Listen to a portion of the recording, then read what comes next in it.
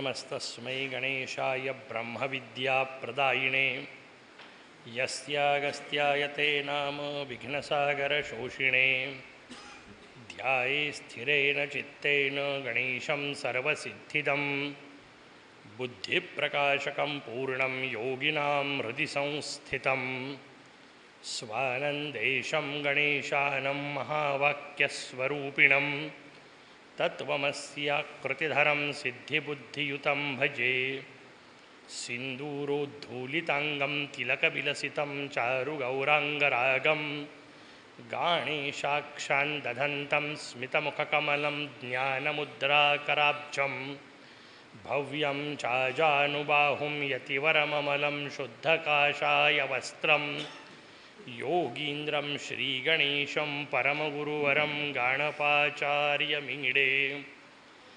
परब्रह्म परमात्मा भगवान श्री मयुरेश्वर, समस्त क्षेत्रवासी देवता आणि उपस्थित संत सज्जन हो, भगवान श्री गणेशांना यथार्थ रीतीने समजून घ्यायचं असेल तर एकमेव असलेला मार्ग म्हणजे भगवान श्री मुद्गलांनी सांगितलेलं मुद्गल पुराण.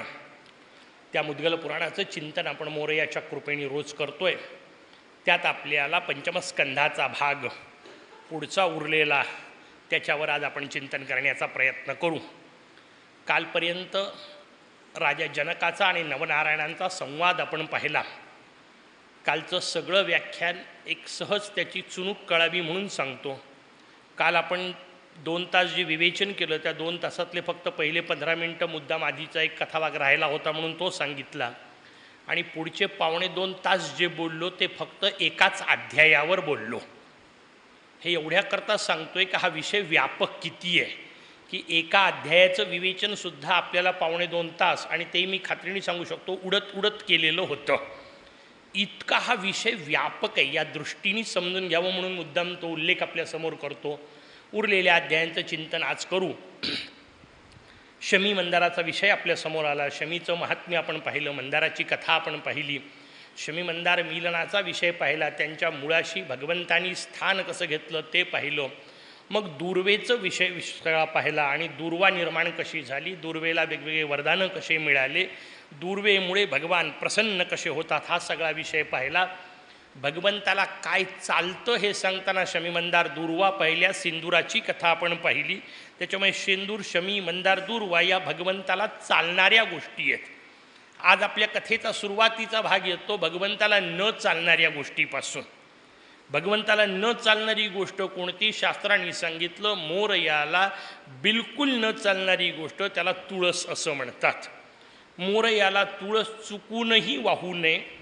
मुद्गलांनी इतकं टोकाला जाऊन सांगितलं की वाहू नयेचा तर विषयच सोडून द्या, दुसऱ्या कोणी वाहिलेली पाहूसुद्धा नाही.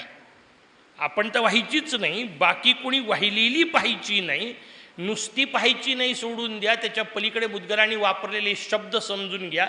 अर्थात तसं करण्याची गरज आहे हा त्यातला भाव नाही आहे. त्यांनी त्यातली जी तीव्रता सांगितली ती तीव्रता फक्त समजून घ्या. मुद्गल आपल्याला सांगतं की समजा दुसरी कोणी मोरयाला तुळशी वाहिली असेल आणि ती तुमच्या नजरेला पडत असेल तर वेळ पडली तर चप्पल नंतर काढा, पण आधी जाऊन तुळस काढा. या वाक्याचा अर्थ असा चुकूनही लावू नका की चप्पल घालून मोरयाला लागायला सांगितलं आहे, कारण अर्थ काय लावतील लोक सांगता येत नाही ना, त्या अर्थाने नाही. पण त्यातली तीव्रता समजून घ्या की वेळ पडली तर चप्पल काढण्यात जेवढा वेळ जातो तेवढा सुद्धा वेळ घालवू नका, मोरयाच्या मूर्तीवरची तुळस काढली पाहिजे.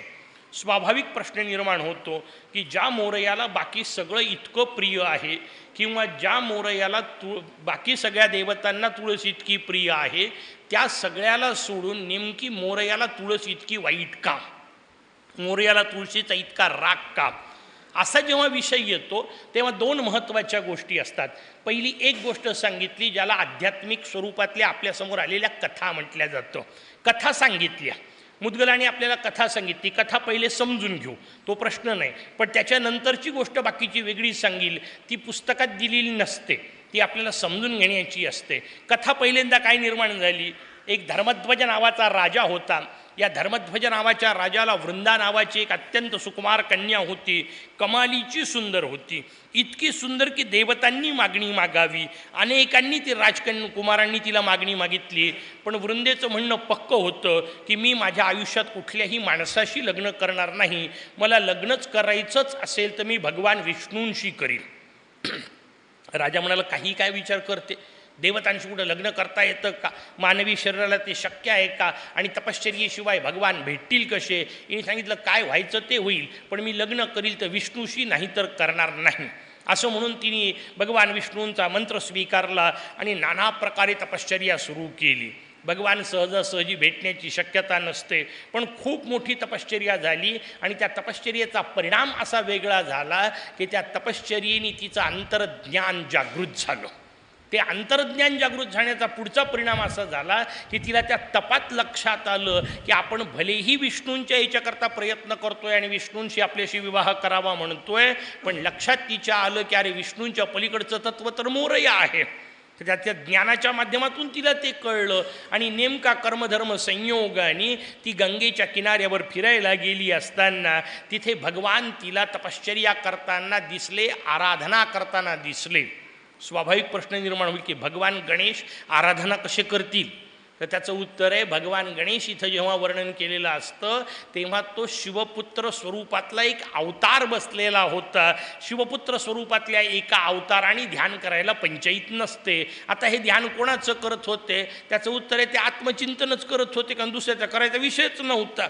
त्याच्यामुळे शांतपणे मोरया स्वतःचंच चिंतन करत बसलेत, आत्मानंदात विलीन आहेत. अशी अवस्था तिने पाहिली आणि समोर भगवान गणेश दिसल्यानंतर ही स्नानाकरता गेली होती, तिला किनाऱ्यावर भगवान दिसले आणि ते विनायक स्वरूप पाहिल्यानंतर तिने स्वाभाविक त्यांच्या मागे लागायचा प्रयत्न केला. राक्षसी वृत्ती इथं निर्माण होत असते. ठरलं कोणाशी होतं लग्न करायचं, भगवान विष्णूंशी. समोर दिसले कोण, भगवान गणेश. जे दिसले ते चालतील असं नंतर वाटणे यालाच राक्षसी वृत्ती असं म्हणतात. वृंदा खूप चांगली होती, निदान तिने विष्णूच्या आणि मोरयाचा विषय केला, पण राक्षसी वृत्ती आहेच शेवटी, ती लक्षात घ्या. म्हणून तर राक्षसाला जाऊन भेटली. पुढचा विषय तो येणार आहे. राक्षसी वृत्ती कशी, रामायणात पाहणं म्हणजे तुमच्या लक्षात येईल. शूर्पणखा तिकडून आली, तिला समोर रामचंद्र दिसले, रामचंद्र आवडले, ती रामाच्या मागे लागली. रामचंद्र म्हणतात माझं लग्न झालेलं आहे, मी काही तुझ्याशी लग्न करू शकत नाही, तू एक काम कर, तो माझा लहान भाऊ आहे लक्ष्मण, त्याच्या मागं लाग. ही रामाला सोडून लक्ष्मणाच्या मागं लागली. सकाळी वेगळा आणि संध्याकाळी वेगळा, याला राक्षसी वृत्ती म्हणतात. मध्ये मध्ये बदल करावे वाटतात, त्याला राक्षसी वृत्ती म्हणतात. हे सगळे प्रतीकं आपल्याला समजून घ्यायचे आहेत. वृंदा मागे लागली मोरयाच्या, तिने पहिले मोरयाच्या अंगावर पाणी उडवायचा प्रयत्न केला, त्यांचं ध्यान भंग करण्याचं पाप केलं, तेवढ्यानी जमलं नाही म्हणून त्यांचे कपडे ओढायचा प्रयत्न केला आणि त्या सगळ्या याचा परिणाम म्हणून त्यांचं ध्यान तुटलं. अंगावरचे वस्त्र ओढणारी दिसली, ती वस्त्र ओढणारी दिसली म्हटल्यानंतर मोरयाने सांगितलं तू मला उघडं वागडं करायचा विचार करतीयस, याचा अर्थ उघड्या उघड्या वृत्तीची आहेस, म्हणून तू उघडी राहणारी हो, म्हणून वृक्षरूप हो. वस्त्राचा संबंध नाही ना, त्याच्यामुळे वृक्षरूप हो अशा प्रकारचं तिला शाप मिळाला. स्वाभाविक सगळा अहंकार गेला, मनामध्ये आलेले मोठेपणाचे भाव गेले, पाय धरले, भगवंता चूक झाली, कृपया माफ करा, खरं तर मी विष्णूची उपासना करत होती, पण आपलं दिव्यत्व कळलं आणि म्हणून आपल्या मागे लागायचा प्रयत्न केला, म्हणून इत्यादी सगळी विनंती केली. मोरयाने सांगितलं आता मुखातून निघालं ते निघालं, एक काम कर, तू महागणपतीचं चिंतन कर. म्हणून तिने स्वतःचं स्वरूप सांगितलं, स्वानंदेशाचा हिशोब सांगितला. भगवान स्वानंदेश प्रगट झाले. पहिल्यांदा आले ते विष्णू आपलं शिवसुत स्वरूपातलं आहे एक अवतार, त्या अवताराने स्वानंदेश स्वरूपाचं चिंतन सांगितलं. पण भगवान स्वानंदेश सांगतायत माझ्याच अवताराने सांगितलंय, आता मी कसं बदलणार. ते म्हणतात आता मी बदलणार नाही, पण ठीक आहे तू तपश्चर्या केली तर आता त्याचंही फळ तुला मिळेल, वाईट वाटायची गरज नाही. म्हणजे पहिली महत्त्वाची गोष्ट, या तपश्चर्येच्या भरोशावर आता सुरुवातीला सांगितलं तसं तू वृक्षरूप होशील. त्यानंतर तुझ्या या वृत्तीचा परिणाम म्हणून जंगलामध्ये गेल्यानंतर तुला एक राक्षस दिसेल, तू त्या राक्षसाच्या प्रेमात पडशील, त्याच्याशी लग्न करशील, त्यानंतर तुम्हा दोघांचा संसार सुखाचा होईल. पण भगवान विष्णू त्या राक्षसाला मारण्याकरता तुझ्यासोबत संग करतील. त्यानंतर तू विष्णूला शाप देईल. त्या विष्णूला शाप दिल्यानंतर विष्णू पाषाण रूपात जातील. ते पाषाण रूपात गेल्यानंतर वृक्ष रूपात तू जाशील आणि मग तुमचं दोघांचं सातत्याने मिलन होत राहील. त्या पाषाणरूप विष्णूला तुझे पानं सतत वाहिल्या जातील. त्या पद्धतीने पुढच्या गोष्टी घडल्या. भगवंतांनी सांगितलं मी तुला स्वीकारणार नाही, पण आता एवढी तपश्चर्या केली तर चल ठीक आहे, तुला एक त्यातल्या त्यात सोय देतो.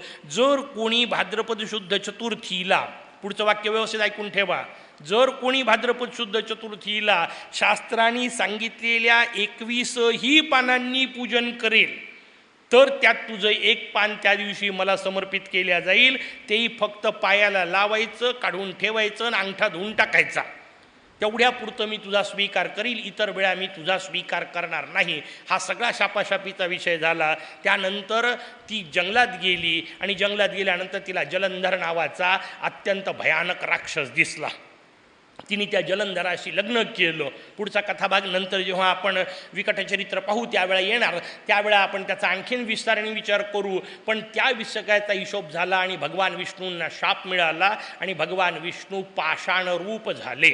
म्हणून गंडकी नदीच्या किनारी येऊन पडले आणि मग गंडकी नदीच्या किनारी जे सगळे पाषाण त्यांना विष्णू स्वरूप समजल्या गेलं. त्याला आपल्या सोप्या भाषेमध्ये शाळीग्राम असं म्हणतात. मग विष्णूच्या नावाचा तो शाळीग्राम आणला जातो. तो विष्णू स्वरूप आहे. त्याला आणल्यानंतर जसं नर्मदेशाबद्दल मी आपल्याला सांगितलं की नर्मदा गणेश आणून बसवला तर त्याला प्राणप्रतिष्ठेची गरज नाही. श्वेतार्क गणेश मूर्ती केली तर त्याला प्राणप्रतिष्ठेची गरज नाही. तसं हा गंडकीचा पाषाण स्वरूप विष्णू आणले तर त्यांना प्राणप्रतिष्ठेची गरज नाही. आणले थेट पूजेत ठेवले तरी चालतात. ते विष्णू आहेत. याचा सगळ्यात सुंदर पुरावा कुठे आहे माहिती आहे? त्याचं उत्तर हे शाळीग्राम कुठं असतात? 2 जागी असतात.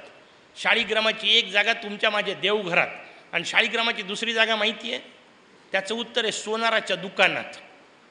सोनाराच्या दुकानात जर तुम्ही गेले असाल तर तुम्हाला लक्षात येईल तिथे एक कसोटीचा दगड असं म्हटलं जातं. त्याला म्हणताना ते कसोटीचा दगड म्हणतात, पण तो कसोटीचा दगड हा शाळीग्राम असतो. त्याच्यावर सोनं घासतात आणि त्या सोन्याची जी रेष त्याच्यावर उमटते त्याच्यावर सोनं किती प्युअर आहे हे ठरवण्याची पद्धत असते. सोनं म्हणजे काय? आई लक्ष्मी. ती व्यवस्थित आहे की नाही हे कोण सांगेल? भगवान विष्णू. नका, त्याच्यामुळे शाळीग्राम योग्य पद्धत आहे. त्या शाळीग्रामावरच आपल्याला ते रचना कळू शकते. म्हणून तिथला विषय आला. आता हा झाला सगळा पौराणिक कथेचा भाग. गोष्टी सांगण्याची जी पद्धत असते, मला सांगा अशा पद्धतीचं खरंच होईल का? त्याचं उत्तर आहे नसतं. कोणी अशी वृंदा नावाची पोरगी इतकी मूर्ख नसते आणि मध्येच ती तपश्चर्या करत असताना जर तिला गणेश तत्व व्यवस्थित कळलं तर त्याच्यानंतर त्या अशा अंगावरचे कपडे ओढायच्या भानगडीत पडेल का? याचा अर्थ कथा तेवढ्यापुरती घ्यायची नाही. शाप द्यायकरता काहीतरी कारण लागतं म्हणून तिच्या चुका वर्णन केल्या, त्याच्याबद्दलचा प्रश्न नाही. मग हे सगळं सांगायचं काय आहे? त्याचं उत्तर आहे भगवंताला तुळशी चुकूनही वाहू नये. याचा संबंध केवळ याच्याशी नाही, केवळ पौराणिक कथेशी नाही, तर त्याच्यामागे शुद्ध विज्ञान असतं. व्यवस्थित समजून घ्या. भारतीय संस्कृतीमध्ये 3 शास्त्र एकमेकाच्या सोबत चालतात. पहिल्या शास्त्राला ज्योतिषशास्त्र असं म्हणतात, दुसऱ्या शास्त्राला आयुर्वेद असं म्हणतात आणि तिसऱ्या शास्त्राला धर्मशास्त्र असं म्हणतात. हे 3ही शास्त्र हातात हात घालून चालतात. पहा, उदाहरणं देतो 1-2 म्हणजे तुमच्या लक्षात येईल. ज्योतिषशास्त्रानुसार आपल्याला सांगण्यात आलं अश्विनी पौर्णिमा स्वीकारावी. कशा करता? सगळ्यांना आपल्याला माहिती आहे कोजागिरी. नाही, कोजागिरी आपल्याला सगळ्यांना माहिती आहे. अश्विनी पौर्णिमेच्या दिवशी रात्री दूध प्राशन करावं. अश्विनीच पौर्णिमा का? चैत्रात पिलं तर काय बिघडतं का? वैशाखात काय दूध पचत नाही? सगळीकडेच चालतं. अश्विनी पौर्णिमाच का? त्याचं उत्तर आपल्याला ज्योतिषशास्त्राने दिलं. कारण अश्विनी पौर्णिमेला चंद्र, ज्योतिषशास्त्रातला शब्द वापरायचा असेल तर पृथ्वीच्या निकटोच्च असतो, सगळ्यात जवळ असतो. कारण त्याचा भ्रमणमार्ग जो आहे तो अंडाकृती आहे आणि त्याच्यामुळे काही वेळा तो दूर असणार पृथ्वीपासून, काही वेळा जवळ असणार आहे. अश्विनी पौर्णिमेची जी रचना आहे, अश्विनी कार्तिकी, ज्याला शरद पौर्णिमा आपण म्हणतो, शरद ऋतूमध्ये चंद्र पृथ्वीच्या सगळ्यात जवळ असतो.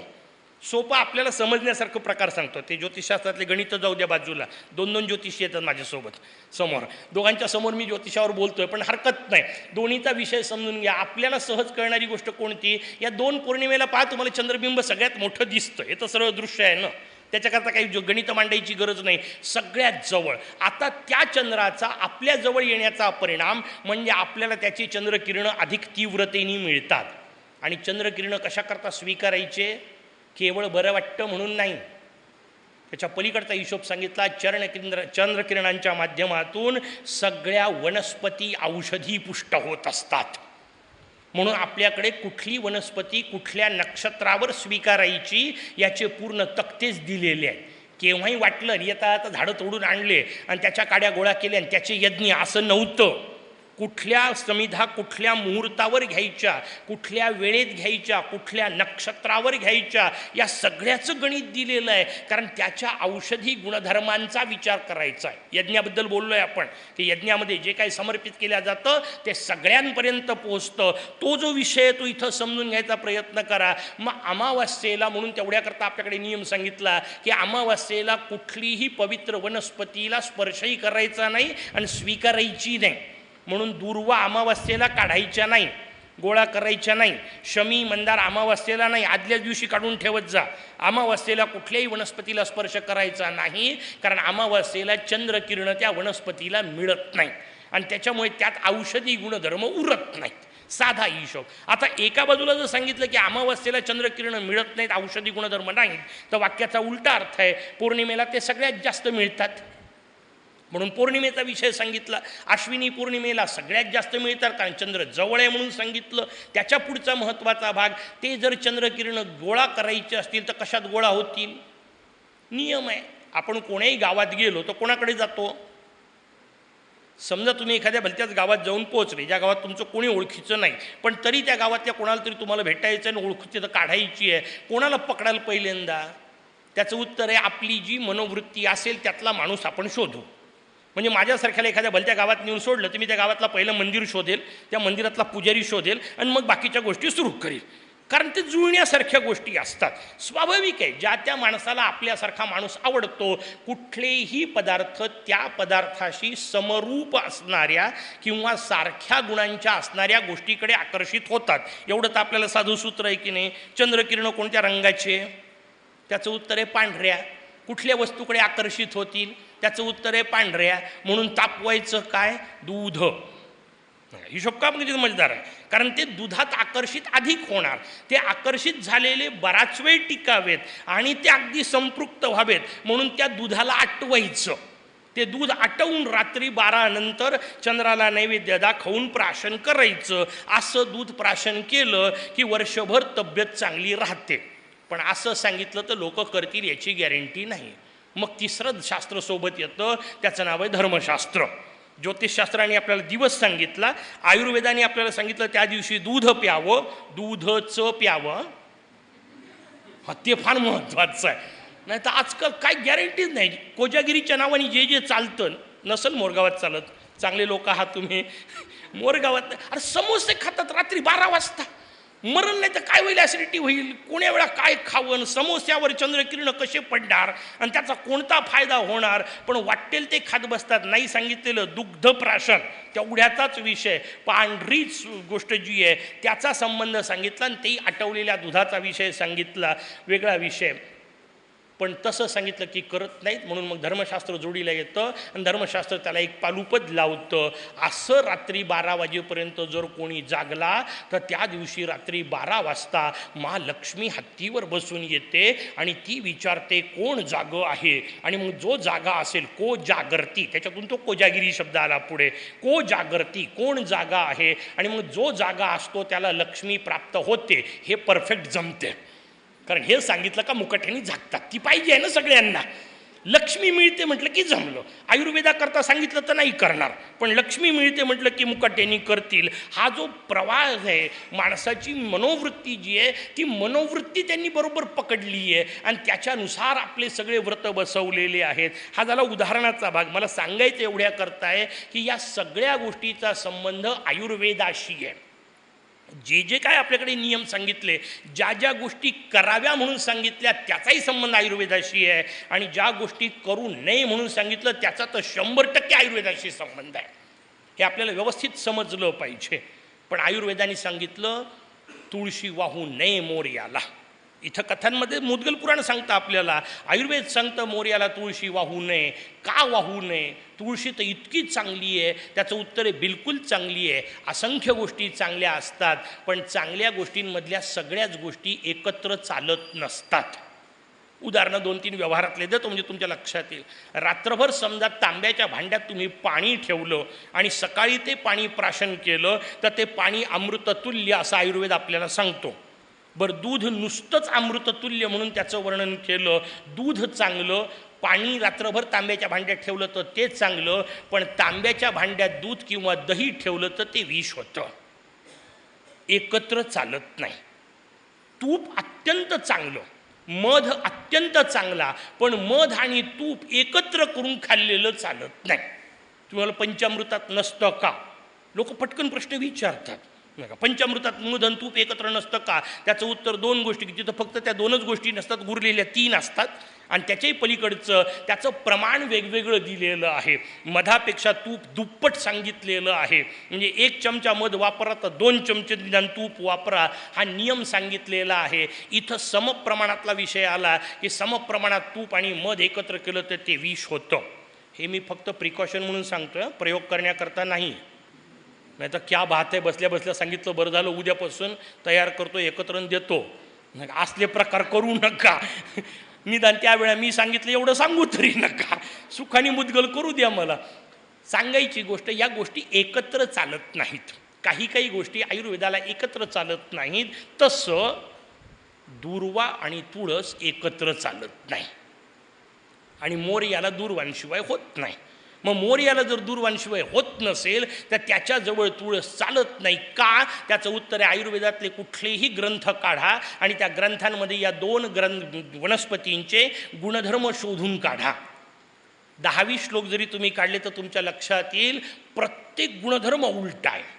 एक पित्त कारक आहे तर एक पित्त हारक आहे. एक शीतल आहे तर एक उष्ण आहे. एक तिक्त आहे तर एक मधुर आहे. एकमेकीच्या पूर्ण विरुद्ध गुणधर्मांच्या या 2 वनस्पती आहेत, आणि म्हणून त्या 2 एकत्र चालत नाही. मोर्याला दूर्वा वाहिलेल्या असतात म्हणून तिथं तुळस चालत नाही. काही काही गोष्टी सांगितल्या आपल्याकडे, मोर्याला चुकू नये, तुळस वाहू नये. तसं जगदंबेचे जे रूप पार्वती स्वरूपातले आहेत, उग्र स्वरूपातले आहेत, त्यांना चुकूनही दूर्वा वाहू नये.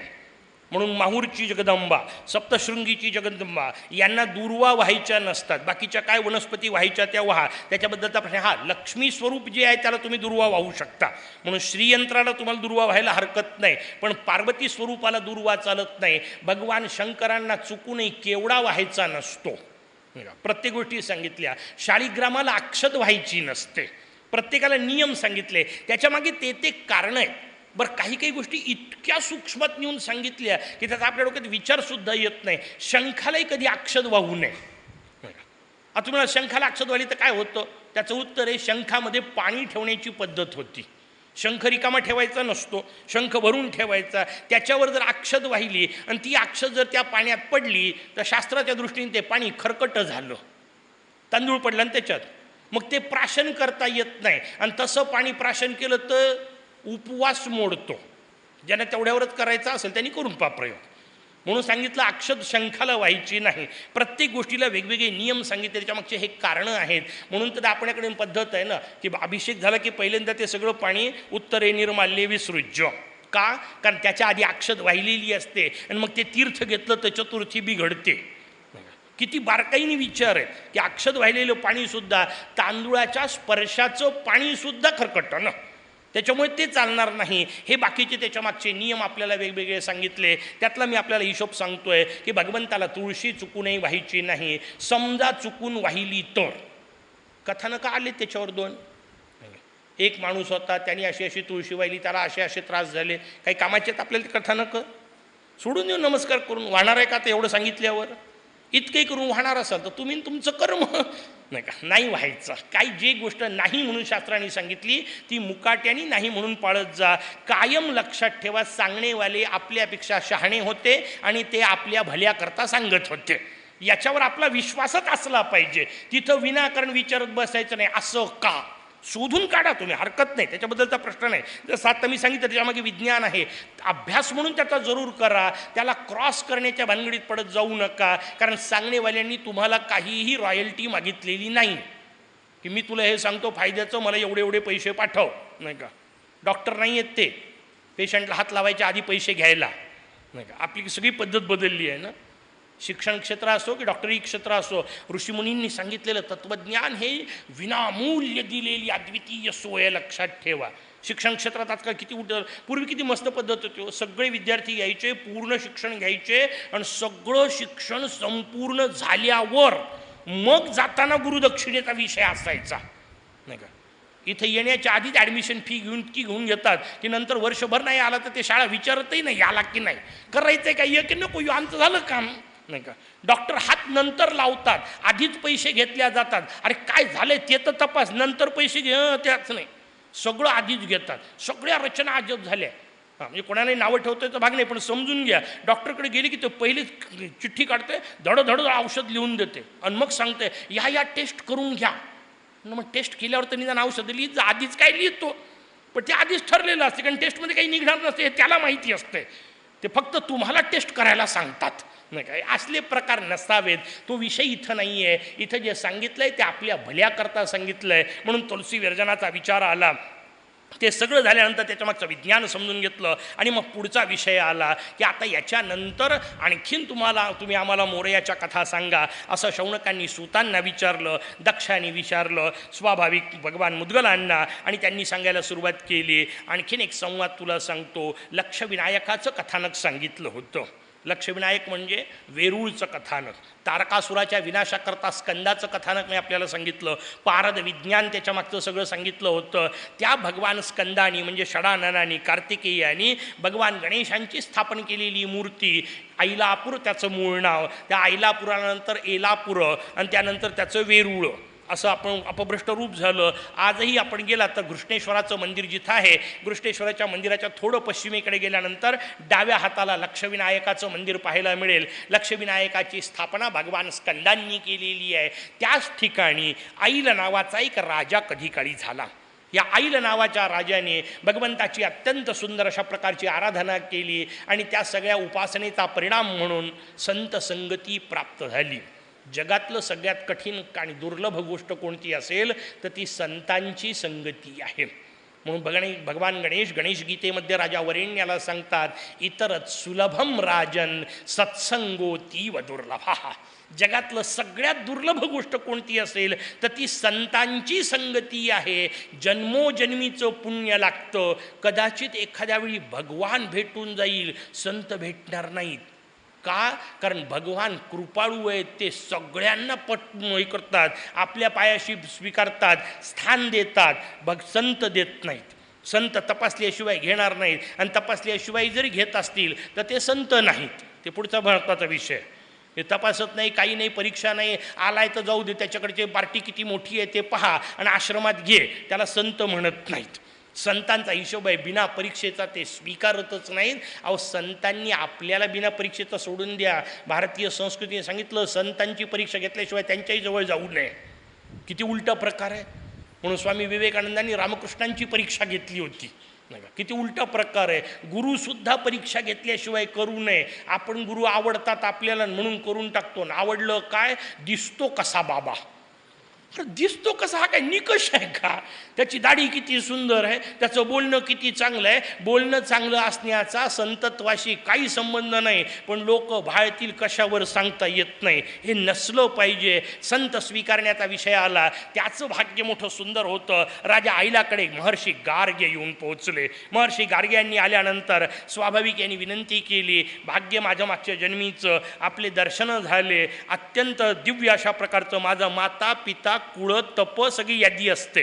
जेवढे जेव्हा संत येतात तेव्हा सगळीकडे ही यादी दिलेली असते की माझं हे सगळं धन्य झालं, की आज आपलं दर्शन झालं. जगात इतकी सुंदर गोष्ट कोणती नाही, संतांचं दर्शन होणे. मग आता तुम्ही प्रत्यक्ष नसेल होत तर ते पुन्हा महत्त्वाचं आहे ना. ओळखायला मार्ग नाही.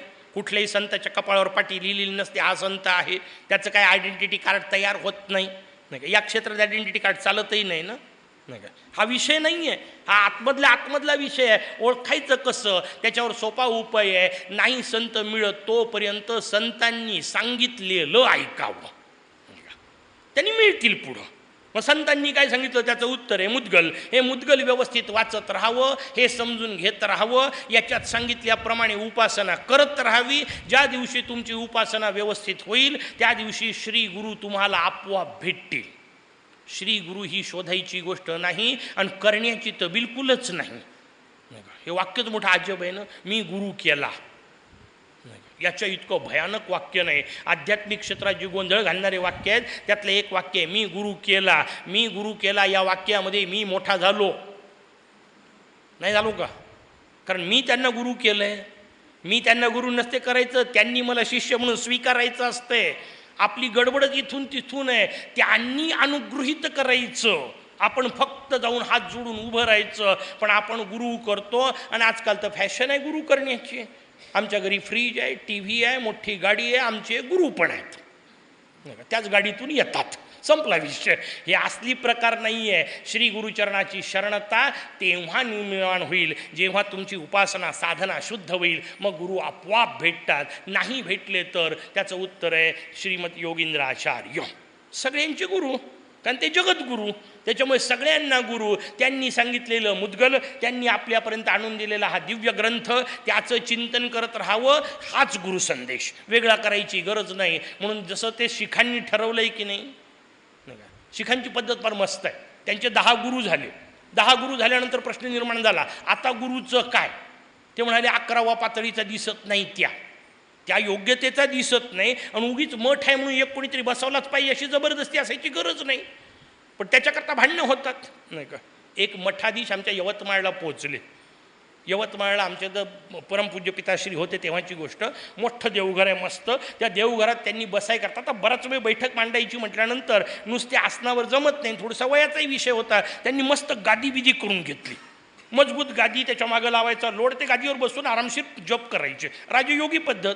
उगीच बिगारी कशाला राहायचं, दणकून असलं पाहिजे. गादी करून घेतली. त्या मठाधीशांनी आल्यानंतर म्हणाले वा मस्त आहे, म्हणे क्या बात आहे, तुमच्या देवघरात गादी आहे. हे त्यांना मस्त काय म्हणाले, फार चांगली गोष्ट आहे म्हणे, आमच्याकडे गादी आहे. आणखीन एक महत्त्वाची गोष्ट सांगतो, या गादीकरता भांडणं नाही आहेत. कारण मठांमध्ये आजकाल प्रॉब्लेम तिथंच आहे, त्या गादी करता भांडणच जास्त. मठ राहायला बाजूला. ही परिस्थिती सगळीकडे होऊ शकते, ती नसली पाहिजे. मग आता गुरु कोणता, शिखांनी ठरवलं आता याच्यानंतर गुरु पदावर बसवण्यासारखा माणूस आपल्याजवळ नाही. म्हणून त्यांनी फार सुंदर पद्धत केली, गुरु ग्रंथ साहेब. ग्रंथ हाच गुरु. आता याच्यानंतर गुरु ग्रंथसाहेब ठेवायचे आणि जे काय म्हणायचं ते ग्रंथसाहेबांकडे बसून करायचं. आपल्याला जर व्यवस्थित गुरु मिळाले नाही, भाग्याने आपल्या समजा कमी पडलं तर तोपर्यंत मुद्गल हेच गुरु. ग्रंथाला शरण जावं, ग्रंथात सांगितलेल्या मार्गाने जगावं. हा विषय आपल्यासमोर सांगितला. महर्षी गार्ग्यांचा आणि आईलाचा संवाद चालू आहे. स्वाभाविक त्यांनी सांगितलं गार्ग्यांना की प्रार्थना करतो, मला आपण मोरयाचं वर्णन सांगा, मोरयाच्या पूजनाबद्दल सांगा, मोरयाची उपासना कशी करायची सांगा.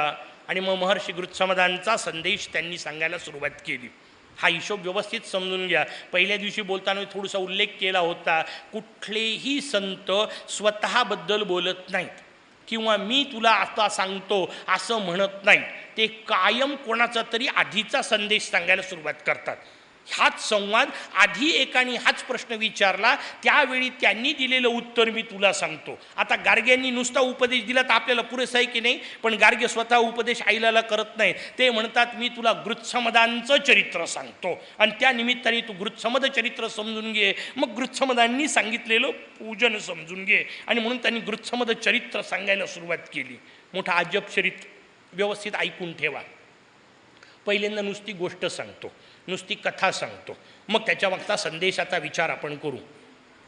कधी काळी या देशामध्ये वाचन कवी नावाचे एक महर्षी झाले. या महर्षी वाचन कवींचा अत्यंत अप्रतिम आश्रम, बहुसंख्य सगळे ऋषी आपल्याकडचे गृहस्थाश्रमी आहेत. हे फार चांगली गोष्ट आहे. म्हणजे असं सांगितलेलं नाही की ब्रह्मचर्यच पाळलं पाहिजे, किंवा असंही सांगितलेलं नाही की संन्यास घेतल्याशिवाय मुक्ती नाही. आपल्याकडचे सगळे ऋषी आरामशीर गृहस्थाश्रमी आहेत. त्या हिशोबामध्ये महर्षी वाचन कवींनी गृहस्थाश्रम स्वीकारला. मुकुंदा हे त्यांच्या पत्नीचं नाव. देवी मुकुंदेसोबत शांतपणे ते संसार करतायत. एक दिवस अचानक दुपारच्या वेळी दारात अतिथी आला. अतिथी कोण? सामान्य अतिथी नाही आहे, त्या राज्याचा राजा येऊन पोहोचला. त्या राजाचं नाव आहे रुक्मांगद. कमालीचं सुंदर आहे, असणारच आहे, त्याचं नावच सुंदर आहे. रुक्म म्हणजे सोनं, अंग म्हणजे शरीर. ज्याचं शरीर रुक्माप्रमाणे म्हणजे सोन्याप्रमाणे लखलखीत होतं, असा तो सुंदर युवक येऊन पोहोचला. तरणा बाण राजासमोर येऊन पोहोचला. अत्यंत सौंदर्यपूर्ण असलेला तो येऊन पोहोचला आणि देवी मुकुंदा त्याच्यावर भाळली. देवी मुकुंदा त्याच्या मागे लागली. राजा येऊन तर पोचला. दुपारची वेळ आहे. राजाने स्वाभाविक आश्रमात येऊन सांगितलं, माते पाणी हवंय. मुकुंदेने अजब प्रस्ताव त्याच्यासमोर ठेवला. मी तुझी तहान भागवायला तयार आहे, पण तू माझी तहान भागव. ऋषीपत्नीचं वाक्य राजाच्या कानात तापवलेलं शिसं होतावं तसं गेलं, असं मुद्गल वर्णन करतं. समोरून आलेली ऑफर असताना माणूस इतका चांगला राहतो तेव्हा त्याची कथा लिहिल्या जाते, नाही का? समजून घेण्यासारखे आहेत ते सगळे. चारित्र्य समजून घ्यायचं आहे. ती ऋषीपत्नी मागं लागते. राजा म्हणतो, माझ्या राज्यात एक स्त्री, त्यात एक ऋषीपत्नी इतका घाणेरडा विचार करू शकते? राजाने तिला वाटेल तशी निर्भत्सना केली, पण ती कामातुर होती. आणि शास्त्रांनी नियम सांगितलाय, कामातुराणाम न भयम न लज्जा. दोन्ही गोष्टी नसतात. तशा अवस्थेमध्ये ती राजाच्या मागे लागली. राजा तडतड करत तिथून निघून गेला. म्हणे, पाणी नको, तुझ्या समोरचा वारासुद्धा नको. राजा तनतन करत तर निघून गेला. पण राजानं तिने शाप दिला, अत्यंत मूर्खपणे तू माझ्याशी वागतोय. मी तुझ्या सौंदर्यावर भाळली, पण या सौंदर्याचा विचार न करणारा तू आणि माझ्या या भावनेचा विचार न करणारा तू, तुझं हे सगळं सौंदर्य नष्ट होईल. तुला गलतकुष्ठासारखा भयानक रोग होईल. राजा ताबडतोब जागच्या जागी रोगी झाला. आता पंचायत निर्माण झाली राजाची. हा सगळा रोग घालवायचा कसा? त्याला कर्मधर्म संयोगाने भगवान नारद भेटले आणि मग नारदांनी त्यांना आमच्या विदर्भाचा रस्ता सांगितला. विदर्भाचा रस्ता कशा करता? कारण असाच रोगी झालेला एक तिथं पूर्वी दुरुस्त झाला होता. त्याचं वर्णन आपण पाहिलं, देवराज इंद्र अहिल्या कथेतला, नाही का? ते येऊन पोचले होते कळमला.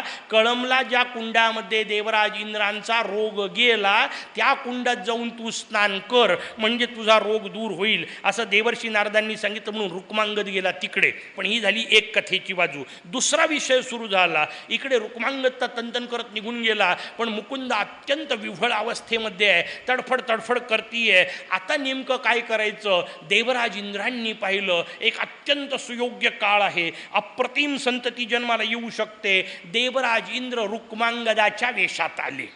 त्यांना ती जुनी सवय, त्याही कथेत होतच ना, गौतमाच्या वेशात आले. इकडे रुक्मांगदाच्या वेशात येऊन पोहोचले. हिला असं वाटलं की आपल्या सगळ्या बोलण्याचा परिणाम त्याच्यावर झाला आणि म्हणून कदाचित तो परत आला. यापेक्षा अधिक विचार करण्याच्या अवस्थेतच नव्हती, म्हणून तिने दणकून राजाशी संग केला. रुक्मांगदासोबत तिचा संग झाला. वास्तविक तो देवराज इंद्रासोबत संग झाला. त्याचा परिणाम म्हणून जे ऋषी जन्माला आले त्यांना गृत्समद असं म्हटल्या गेलो. महर्षी गृत्समद जन्माला आले हे ना मुकुंदेला माहिती, ना वाचन कवींना माहिती. दोघांनाही वाटलं आपलं पोरग आहे. त्यांनी शांतपणे त्या मुलाला वाढवलं, उपनयन केलं. अत्यंत श्रेष्ठ होतेच, देवपुत्र होते. हा सगळा विषय झाला. आणि ते सगळं झाल्यानंतर एक दिवस मगध देशामध्ये एक मोठा वादविवाद ठरला. त्या वादविवादाकरता सगळे ऋषी एकत्र गोळा झाले. त्या ऋषींच्या सगळ्या संमेलनात जाऊन पोहोचले. अत्यंत तरुण आहेत. या तरुण गृत्समदांनी नाना प्रकारचे वाद केले आणि हे सगळे वादविवाद केल्यानंतर समोरचे ऋषी त्याच्यामध्ये पराजित होत आहेत. असं पाहिलं की आपल्याकडे एक नियम आहे, शेषम कोपेन पूरयेत. एखादी गोष्ट आपल्याला जमत नसली आणि समजत नसली की शेवटी संतापून मोकळं व्हावं आणि जोरात शिव्या देऊन मोकळं झालं की काम होतं, नाही का? हे आमचे शिक्षकी पेशातले लोक वापरतात, नाही का? पंचायत होणारा प्रश्न विचार घे, बस मुकडे, तुला काय समजते, नाही का? मी तुझ्यापेक्षा किती मोठा आहे. शिक्षकांना कुठं असं विचारत असतात का? असं दणकून ओरडून मोकळे होतात आणि मी सांगतो तसाला तसं लिहून टाक. अरे उत्तर दे ना बाबा, तू त्याच्याकरता जन्माला आलाय ना. पण ते नाही करणार. ही माणसाची प्रवृत्ती आहे. समोरच्याला रागवून मोकळं व्हायचं. आपलं अज्ञान आपण रागात दाबत असतो. हा जो विषय आहे तो स्वाभाविक तिथेही झाला. महर्षी अत्रींनी सांगून मोकळं केलं. अरे म्हणे काय तू आमच्यासोबत वादविवाद करतोय आणि कशाचा आम्हाला हरवण्याच्या गोष्टी करतोय. रुक्मांगदाचा पुत्र तू, तुला बोलायचा काय अधिकार. यांना ते भयंकर धक्कादायक होतं की अत्रींसारखा एक अधिकारी पुरुष मला रुक्मांगद पुत्र का म्हणतोय. आश्चर्य वाटलं, कमाल वाटली. पण आता नेमकं विचारणार कोणाला. मी नेमकं पोरग कोणाचं हे सांगण्याचा अधिकार फक्त एकाच व्यक्तीला ना. त्याचं उत्तर आहे आई. म्हणून कायम लक्षात ठेवा, फक्त आईच प्रत्यक्ष नातं आहे, बाकी कुठलंही नातं प्रत्यक्ष नाही. म्हणून तिला सगळ्यात आधी सांगितलं प्रत्यक्ष नातं कोणाचं. त्याचं उत्तर आहे फक्त मातेचं. बापाचंही नातं प्रत्यक्ष नाही. नेमका कोण ते आई सांगेल तेच, त्याच्याशिवाय उत्तरच नाही आहे. आणि कायम लक्षात ठेवा, तसंही बाप कोण याचं आई सांगेल याच्याशिवाय उत्तरच नाही.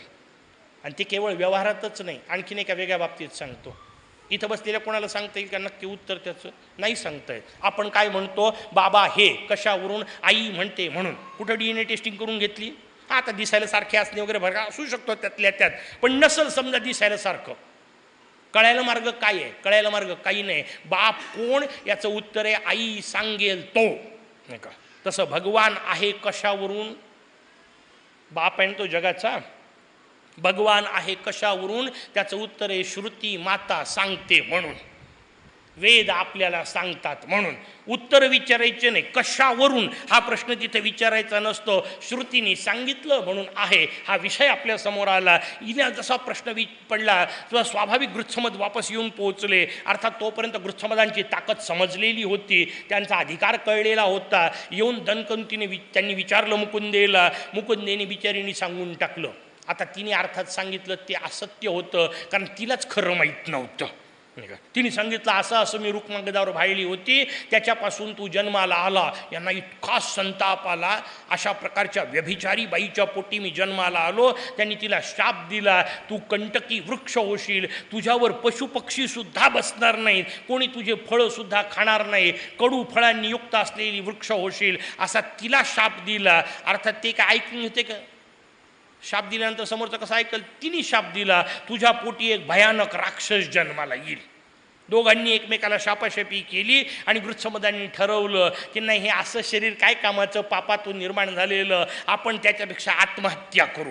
गृत्समद आत्महत्या करण्याकरता निघाले. आकाशवाणी झाली, तू आत्महत्या करण्याच्या भानगडीत पडू नको. तू रुक्मांगद नावाच्या राजाचा पोरगा नाही, तू देवराज इंद्राचा पोरगा आहे. हे म्हणतात तरी काय फरक पडला, माझ्या बापाचं तर नाहीच आहे, नाही का. म्हणजे मी आत्महत्या करण्याच्या योग्यतेचा आहे. पुन्हा वापस आत्महत्येचा विचार आला. पुन्हा आकाशवाणी झाली, भगवान गणेशांचं चिंतन कर, भगवान गणेशांचं स्मरण कर, उपासना कर, त्यातून मुक्त होशील. त्यानंतर ते उपासनेला गेले. 2 स्थानं सांगितल्या जातात. आपल्या सगळ्यांना माहिती असलेलं अष्टविनायकातलं स्थान सांगितलं जातं, वरद विनायकाचं. तिथे गृत्समदांनी उपासना केली.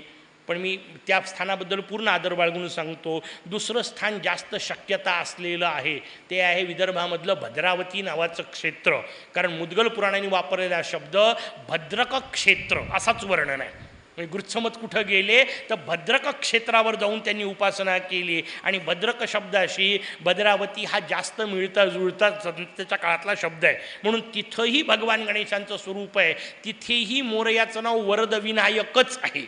आणि तिथेही गृत्समदांनी स्थापना केली आहे. तुम्ही मग हे नाही का? त्याचं उत्तर आहे ऋषी अनेक जागी फिरत होते, अनेक जागी तपस्या करत होते. याच्याबद्दल कमी वाटायची गरज नाही. सगळे स्थानं आपल्यासाठी पवित्र आहेत. मोरयाचं प्रत्येक स्थान आपल्यासाठी आदरणीयच आहे, तो भाग वेगळा. पण मी आपल्याला सांगितलं या 2 पैकी एका जागी गृत्समदांनी तपश्चर्या केली आणि पुढे गृत्समद मुक्त झाले. ही झाली कथा. हा झाला सरळ सरळ भाग. आता पुढची गोष्ट समजून घ्या. मला सांगा, अशी कथा सांगायची मुद्गलांना गरज काय?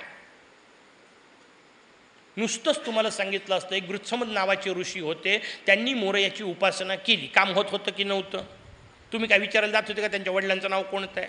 मग अशी मी तुम्हाला गार्ग्यांबद्दल सांगितलं. तुम्ही विचारलं का गार्ग्यांच्या वडिलांचं नाव काय, त्यांच्या आईचं नाव काय, कुठंतरी विचारलं का? नाही विचारलं. पण गृत्समदांच्या वडिलांचं नाव सांगितलं, आईचं नाव सांगितलं, राजाचं नाव सांगितलं आणि त्याच्या पलीकडे त्या ऋषीपत्नीचा व्यभिचार सांगितला. काय गरज पडली होती? कशाला सांगत बसले? मला सांगा, भगवान मुद्गल राजा दक्षाला संदेश देत आहेत, एका ऋषीपत्नीच्या व्यभिचाराच्या कथा सांगत बसतील का हो? याच्याकरता पुराण आहेत का? त्याचं उत्तर आहे नाही. मग वाक्याचा अर्थ काय? वाक्याचा अर्थ या कथेचा काहीतरी वेगळाच अर्थ आहे. आणि काय वेगळा अर्थ आहे त्याचं उत्तर दुसरी एक सूत्र सांगितलं. सगळी कथा कोणाकरता? माझ्याकरता. गृत्समत कोण? मी. म्हणजे मी जन्माला कसा आलो? त्याचं उत्तर आहे व्यभिचारातून. किती भयानक वाक्य आहे ना. आपण सगळे, काळजी करू नका, मी तुम्ही सगळे नाही म्हणत आहे, मी पुन्हा पुन्हा सांगतोय, आपण सगळे व्यभिचारातून जन्माला आलेलो आहे. या वाक्याचा तुमच्या मातेच्या पावित्र्याशी काही संबंध नाही, त्याच्याकडे लावायचं नाही आहे मला. मी आपण सगळे म्हणजे इथं बसलेले सगळे जीव. कथा व्यवस्थित समजून घ्या, त्याच्या मागचे जे शब्दाचे अर्थ आहेत ते समजून घ्या. वाचन कवी, कवी शब्दाचा अर्थ आहे श्रेष्ठ. कवी म्हणजे श्रेष्ठ, त्याच्याकरताच कवी शब्द वापरला जातो. मग सगळ्यात श्रेष्ठ कोण? त्याचं उत्तर आहे माझा मोरया. कारण तो कवीम कवीनाम, नाही का, सगळ्या कवींचा कवी. ज्येष्ठ गणानंतबा ज्या मंत्रावरच गृत्समदांचं वर्णन आहे त्याच मंत्रात मोरयाचं वर्णन केलं, कवीम कवीनाम, सगळ्या कवींचा कवी. याचा अर्थ बाकी सगळे श्रेष्ठ हा त्या सगळ्यांचा श्रेष्ठ. बाकी सगळे ज्येष्ठ हा त्या सगळ्या ज्येष्ठांपेक्षा ज्येष्ठ म्हणून ज्येष्ठ राज. बाकी सगळे ब्रह्म हा त्या सगळ्या ब्रह्मांचा पालक म्हणून उरलेले सगळे देव ब्रह्म हा मोरया ब्रह्मणस्पती. कारण हा सगळ्या ब्रह्मांचाही पती, त्या सगळ्या ब्रह्मांचाही पालक. ज्येष्ठ राजाचं वर्णन आपल्यासमोर आलं. मग वाचन कवी शब्दाचा अर्थ काय? त्याचं उत्तर आहे मोरया. कारण श्रेष्ठत्वाचं प्रतीक कोण? मोरया. सर्वश्रेष्ठ, सर्वपूज्य, सर्वाधी पूज्य कोण? भगवान गणेश. वाचन कवी शब्दाचा अर्थ आहे मोरया. त्यांची पत्नी नाव काय सांगितलं होतं? मुकुंदा. ठीक आहे, मुकुंदा शब्द समजून घ्या. कसा समजेल? त्याचं उत्तर आहे आपल्याला जो शब्द माहिती आहे तो समजून घ्या. आपल्याला माहिती असलेला शब्द आहे मुकुंद. भगवान श्री विष्णूंचं अत्यंत गोड नाव आहे. मुकुंद शब्दाचा अर्थ कुठं कळेल? पहा, कुठले अर्थ कुठं कळतात. ही सगळी कथा माझ्या डोक्यात असंच भुंग घालत होती जशी तुमच्या डोक्यात घालत होती. गुरु महाराजांना विचारलं त्यामुळे मुकुंद शब्द शोध, नाही का, म्हणजे तुला मुकुंदा कळेल. त्यांनी क्ल्यू दिला. गुरु महाराज अर्थ सांगत नसतात, कायम लक्षात ठेवा. भेटले गुरु तरी पुढची गोष्ट समजून ठेवा. कधीही गुरु तुम्हाला उचलून कडेवर कुठेही नेणार नाहीत. ते तुम्हाला फक्त रस्ता दाखवतील. चालायचं काम तुम्हालाच करावं लागणार आहे. कधीही असं होणार नाही गुरूंनी तुम्हाला उचललं नेऊन ठेवलं, असं होतच नाही. असे असतात ते गुरुच नसतात. ते तर ड्रायव्हर झाले ना. ड्रायव्हर नाही पाहिजेत, गुरु पाहिजे. ते फक्त रस्ता दाखवतील. त्यांनी सांगितलं मुकुंद शब्द शोध. मी मुकुंद शब्द शोधला. मुकुंद शब्द कुठे? भगवान विष्णूंचं नाव. अर्थ कुठे सापडेल? त्याचं उत्तर लक्षात आलं. भगवान जगद्गुरु आद्य शंकराचार्य महाराज. कारण भगवान जगद्गुरु आद्य शंकराचार्य महाराजांनी प्रत्येक नावाचा अर्थ देणारं भाष्य लिहिलं. सगळे ग्रंथ लिहिले, नाना प्रकारचे ग्रंथ त्यांनी लिहिलेत. भाष्य ग्रंथ लिहिले, स्तोत्र ग्रंथ लिहिले, प्रकरण ग्रंथ लिहिले, तंत्र ग्रंथ लिहिले, शेकडो ग्रंथांची रचना केली. या सगळ्या ग्रंथांच्या पूर्वी त्यांनी पहिला ग्रंथ कोणता निर्माण केला असेल तर तो आहे विष्णू सहस्रनाम भाष्य. विष्णू सहस्रनामावर भाष्य केलं. अरे म्हटलं इथंच सापडेल. मी विष्णू सहस्रनाम भाष्य शोधून काढलं. विष्णू सहस्रनाम भाष्यामध्ये शब्द सापडला मुकुंद. त्याचा भगवान जगद्गुरु शंकराचार्य महाराजांनी दिलेला गोड अर्थ आहे मुक्तिम ददाती इति मुकुंदः. जो मुक्ती प्रदान करतो त्याला मुकुंद म्हणतात. हिचं नाव मुकुंदा, स्त्रीलिंगी लावा. याचा अर्थ जी मुक्ती प्रदान करते तिला मुकुंदा असं म्हणतात. मुक्ती कोणामुळे मिळते? त्याचं उत्तर आहे बुद्धीमुळे. किती मजेदार शिशोप आहे. कारण बौद्धिक विषय, बुद्धीनीच मुक्ती मिळणार. कारण बुद्धीनीच बंध आलाय. वारंवार आपण पाहिलं ती बुद्धीच भ्रम धरते म्हणून सगळ्या पुढच्या गोष्टी आल्या. मग जिनी भ्रम निर्माण केला दूर तीच करेल ना. कुलूप ज्या किल्लीनी लागतं त्याच किल्लीनी उघडत असतं. हा नियम आहे जगाचा. त्याच किल्लीने उघडायचं आहे. मग बुद्धीमुळेच भ्रम झाला असेल तर भ्रम दूर कोणामुळे होणार? बुद्धीमुळेच होणार. मुकुंदा कोण? त्याचं उत्तर आहे बुद्धी. आता ही मुकुंदा म्हणजे बुद्धी बायको कोणाची होती? वाचन कवींची. वाचन कवी म्हणजे कोण? मोरया. म्हणजे बुद्धिपती. बुद्धी ही पत्नी कोणाची? मोरयाची. बुद्धी कोणाकडे जायला पाहिजे? मोरयाकडे. गेली कोणाकडे? त्याचं उत्तर आहे रुक्मांगदाकडे. आणि रुक्मांगद शब्दाचा अर्थ आता समजून घेतला मगाशी सांगितलेला तर मग कथा समजते. रुक्म म्हणजे सोनं. आणि मग जी बुद्धी सोन्याच्या मागे लागते, मोरयाला सोडून संसाराच्या मागं लागते, ती दुसऱ्याच्या मागं लागणे याला व्यभिचार म्हणतात की नाही? म्हणजे माझ्या बुद्धीने व्यभिचार केला की नाही? आणि असा व्यभिचार तिने केला म्हणून तर जन्माला आलो. माझी बुद्धी जर संसाराच्या दिशेला लागली नसती, ती मोरयाच्या दिशेला लागली असती तर कशाला संसारात यावं लागत होतं? त्या बुद्धीने मोरयाला सोडून संसाराच्या मागे लागली म्हणून गडबड झाली. त्याला व्यभिचार म्हणतात. त्या व्यभिचारातून आपण जन्माला आलो. पटलं? कळलंच पाहिजे. याचा अर्थ पापातून जन्माला आलो. याचा अर्थ आपणच केलेल्या पापाचा परिणाम म्हणून आपल्याला हे शरीर मिळालं. उपाय काय? उपाय आकाशवाणीने सांगितला. गृत्समधांना थेट कळला. आपल्याला नाही कळला तर निदान गृत्समधाच्या कथेतून तर कळला की नाही? आकाशवाणीने आपल्याला सांगितलं जर याच्यातून सुटायचं असेल तर गणेश उपासना कर. दुसरा मार्ग नाही.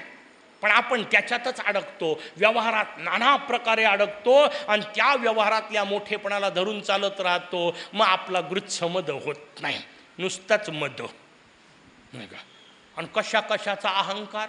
माणसाला त्या व्यवहारातल्या प्रत्येक गोष्टीचा अहंकार येतो. नाही चालत हो व्यवहारातला अहंकार. अहो व्यवहारातला अहंकार व्यवहारातही चालत नाही. अध्यात्मात सोडून द्या, खूप लांबची गोष्ट झाली. चला उदाहरण सांगतो. एक गाव होतं. गावामध्ये एक ऑफिसर येऊन पोचले. ऑफिसर येऊन पोचल्या, नवीन नवीन लागलेला होता. फूड अँड याचा वगैरे सगळ्याचा हिशोब करणारा, अन्न संशोधन प्रकारे करणारा एका शेतकऱ्याकडे गेला. दणकून त्यांनी शेतकऱ्याला सांगितलं मला तुझ्या शेतीची तपासणी करायची आहे. मला असं कळलं की तू इथं चुकीचे पिकं घेतो. याने सांगितलं महाराज असं काही करत नाही, उद्या भानगडी पडू नका. पण नवीन नवीन अहंकार अंगात आलेला. मी बॉस आहे, माझ्याजवळ हे आहे. त्यांनी त्याला दणकून सांगितलं आय कार्ड आहे म्हणे माझ्याजवळ, मी काही तपासू शकतो. शेतकऱ्याने सांगितलं ठीक आहे म्हणे करा, पण एक विनंती करतो त्या पलीकडच्या कोपऱ्यात जाऊ नका शेताच्या, बाकी काही करा. तिकडच्या बाजूला जाऊ नका. काही ऐकायला तयार नाही. नको म्हटलं की करायचं, माणसाची प्रवृत्ती. हा दन सगळं शेत सोडून त्याच कोपऱ्यात पहिले गेला आणि जसा गेला त्याच्या चौपट वेगात धावत वापस आला. कारण तिकडून एक वळू त्याच्या मागं लागलेला. नाक फेंदारून तो वळू त्याच्या मागं. आणि हा त्या शेतकऱ्याला विचारत ए बाबा याला कसं अडवायचं? तो म्हणे आय कार्ड दाखवा. तुमच्याजवळ आय कार्ड आहे ना? कशाची सत्ता बोडख्याची? व्यवहारातली सत्ता व्यवहारातही चालत नाही, उपयोगी पडत नाही. अध्यात्मात कशाची चालणार आहे? पण माणूस बुद्धीचा वापर बुद्धिपती सोडून सगळ्या गोष्टीत करतोय. त्या व्यभिचारापायी आपले गृत्समद होत नाही. गृत्समद झाले नाही तर ना बाह्यपूजा होते ना मानसपूजा. कारण त्या गृत्समदांनी सांगितलेले आहेत. पूजा आपली का पोचत नाही हा प्रश्न ज्यांना ज्यांना पडलाय त्यांनी समजून घ्या. आपले गृत्समद होत नाहीत म्हणून आपली पूजा पोचत नाही. तासन तास करतात आणि ओरडतात नेमकं एवढी पूजा केली तरी असं का? ती कायम लक्ष. हे प्रश्न फार महत्त्वाचे आहे. कारण अध्यात्माच्या क्षेत्रात सगळ्यात गोंधळ घालणारे हे प्रश्न आहे. आम्ही एवढं सगळं करतो, आमचंच असं का? माझ्याच वाट्याला असं का? मोरया माझंच असं का करतो? काही करत नाही मोरया. त्याला तुमच्या बाबतीत विचार करायला सुद्धा वेळ नाही आहे. समजून घ्यायचं हे सगळे माझ्याच कर्माचे फळ आहेत. आणि माझं कर्म कोणतं? मी व्यभिचार करतोय. मोरयाची असलेली बुद्धी मी मोरयाच्या चिंतनात न लावता बाकीच्या गोष्टीत लावतोय. या पापाचे फळ कोणाला मिळतील? मला सोडून माझे मलाच मिळतील. त्या बुद्धीचा वापर तिकडं झाला पाहिजे. सिद्धीचा वापर तिकडं झाला पाहिजे. सिद्धी आणि बुद्धी सिद्धी पतीकडे लावायच्या हे सांगणारं जे चरित्र त्यांना गृत्समदाचं चरित्र म्हणतात. मग त्या गृत्समदांनी 2 प्रकारच्या पूजा सांगितल्या. इतका विस्तृत विषय आहे की त्याच्यावर आपल्याला फार चर्चा करणं सुद्धा शक्य नाही. त्यांनी नित्यक्रम पहिले सांगितला. उठल्यापासून झोपेपर्यंत कसं जगावं सगळं आपल्याला शक्य नाही. पण उठल्यावर पहिलं काम करावं सांगितलं होतं तसं. झोपतानाच लक्षात ठेवा, उठल्याबरोबर जिथं नजर जाईल तिथे एक सुंदर मोरयाचा फोटो कायमचा लावून ठेवा, नाही का. उठल्याबरोबर पहिले नजर मोरयाच्या फोटोवर गेली पाहिजे. उठलं की पहिले धन्यवाद द्या. सांगितलं होतं ना कशा करता. उठवलं, काय गॅरंटी होती रात्रीच खपला काय सांगता येते का. काही गॅरंटी नाही. बाकीचे म्हणून उद्या पेपरला बातमी रात्री झोपले तेव्हा होते, नाही का. रात्रीच केव्हा तरी गेले, माहीतसुद्धा नाही, होऊ शकत नाही. अत्यंत सहज शक्य आहे. भगवंताचा प्रतिमा समोर असावी. उठल्याबरोबर पहिले भगवंताचं ध्यान करावं. त्यानंतर स्वतःचे हात पाहावेत. भारतीय संस्कृतीने पहिला हिशोब सांगितला. कराग्रे वसते सिद्धी, करमध्ये मयुरेशः, करमूले मयुरेशः, करामध्ये सरस्वती, कराग्रे वसते बुद्धी, करमध्ये कराग्रे वसते लक्ष्मी किंवा सिद्धी, करमध्ये सरस्वती म्हणजे बुद्धी, करमूले तू मयूरेशः, प्रभाते करदर्शनम. पहिल्यांदा हात पाहावा. का. काय सुंदर कल्पना आहे हो. पहिले उठल्यावर मोरया पाहावा ते ठीक आहे, एक पहिला विषय झाला. त्यानंतर आपला हात पाहावा. का. त्याचं उत्तर आहे आपल्याच हातात आहे आज दिवसभर काय करायचं. काय सुंदर कल्पना आहे. मी आज दिवसभर कसं वागायचं ते माझ्या हातात आहे. आणि म्हणून मी स्वतःचे हात पाहून ठरवील. सिद्धी बुद्धी आणि मोरया एवढ्याच करता हे हात वापरील. म्हणून पहिल्यांदा हस्तदर्शन करावं, मग जमिनीला वंदन करावं, भूमातेला प्रार्थना करावी. तिच्यावर पाय ठेवणार आहोत आपण. वेगळ्या अर्थाने अपमान आहे. व्यवहारात कोणाला पाय लागला ते नमस्कार करता की नाही. आता तिला दिवसभर लावणार आहे, किती वेळा नमस्कार कराल. मग उलटा प्रकार सांगितला. तिच्यावर पाय ठेवायच्या आधीच वंदन करावं, भूमातेला वंदन करावं, मग सकाळी मुखमार्जन इत्यादी गोष्टी कराव्यात. त्यानंतर ध्यान करावं. आणि ध्यान करताना सहस्रारामध्ये भगवान गणेशांचं ध्यान करावं. सहस्रारे पद्मे हिमशशिनिभे कर्णिका मध्यदेशे चिंतारत्न विनर्मिते मणिमयी पीठे निषन्नं प्रभुं सोहम ब्रह्मगणाधिपं गजमुखं सिद्धिबुद्धी समेतं गौरी शाच्युत भास्करादिजनकं विघ्नराजं नमामि. काय सुंदर रचना आहे. आपल्या इथे सहस्रार कमल अशी कल्पना असते. सांगितलेलं शास्त्राने 1000 पाकळ्यांचं कमळ आहे. त्याच्यामध्ये चिंतामणी रत्नांनी निर्माण केलेलं सुंदर मोरयाची बैठक आहे. त्याच्यावर मोरया सिद्धिबुद्धी सह बसलेले आहेत. दशभुजा अशा प्रकारचं ते दिव्य स्वरूप. आणि गौरी शाच्युत भास्करादि जनकम, या सगळ्यांचा जनक असलेला तो मोरया, त्याचं पहिले चिंतन करावं. मग सगळ्या गुरुपरंपरेला वंदन करावं. मोरयाचं वंदन, त्यानंतर सिद्धिबुद्धीचं वंदन, नक्षलाभांचं वंदन, नग्नभैरवांचं वर्णन, मूषकेशाचं वर्णन, आणि मग सगळ्या गुरुपरंपरेचं वंदन करावं. मग स्नान करावं. स्नान करताना नमो ब्रह्म कौमंडलो वादी गंगे तुझ्या दर्शने घोर पापा त्रिभंगे, सगळे नियम आपल्याकडे दिले. स्नान करावं. स्नान केल्यानंतर मग पहिल्यांदा सांगितलं तसं द्वादशांगी सिंदूर धारण करावा, त्यावर गंध धारण करावं, मोरयाची उपासना करावी. मोरयाच्या कुठल्या तरी मंत्राचा, आणि मंत्र जर गुरुकृपेने मिळाला नसेल तर जे आवडत असेल त्या नामाचा जप करावा. कारण ती जपायची गोष्ट आहे. काय सुंदर शब्द आहे ना. जप. जप नाही नुसता, जप. जपून करायची गोष्ट, समजून करायची, कारण ती आपल्या सगळ्यात उपयोगी आहे. मोरयाचं चिंतन करावं, पूजन करावं. पूजनाचे सगळे विधी दिलेत. आता सगळं कुठं सांगत बसायचं. त्यांनी आपल्यासमोर रचना सांगितली. मग मोरयाचं पूजन, आणि एकदा ते पूजन झाल्यानंतर उरलेला अख्खा दिवस नाही का त्या मोरयाच्या चिंतनात. मग यानंतर मी जे जे काय करील तो शेवटचा शब्द लक्षात ठेवायचा. यद्यत कर्म करोमि तत्तदाखिलम ढुंढे तवाराधनम. यानंतर दिवसभर मी जे जे काय करील ते भगवंता तुझं चिंतन असेल, ते तुझी सेवा म्हणून करेल. या पद्धतीत करावं. अशा पद्धतीची रचना सांगितली. सगळ्यात शेवटी रात्री झोपताना सुद्धा मोरयाला शांतपणे वंदन करून झोपावं. कारण दिवसभरात मला कुठल्याही मोहात तू अडकवलं नाही याच्याबद्दल धन्यवाद द्यावेत. मग शांतपणे झोपावं. म्हणजे दुसऱ्या दिवशी तो उठवतो. असं झोप. दिनक्रमाचा सगळा विषय आणखी खूप विस्ताराने सांगितला. त्यानंतर त्यांनी मानसपूजा सांगितली. त्या मानसपूजेचा विषय आपल्यासमोर सांगताना 84 श्लोक सांगितले. 84 श्लोकात मानसपूजा सांगितली आहे. अतिशय गोड आहे. मुद्गलाची मानसपूजा कमालीची सुंदर. नाही तेवढी जमत आपल्याला. 84 श्लोक पाठ करणे एवढा आपल्याजवळ वेळ नाही. बरं आपण फार कामाचे ना, त्याच्यामुळे आपल्याला 84 श्लोक म्हणण्या इतका वेळ नाही.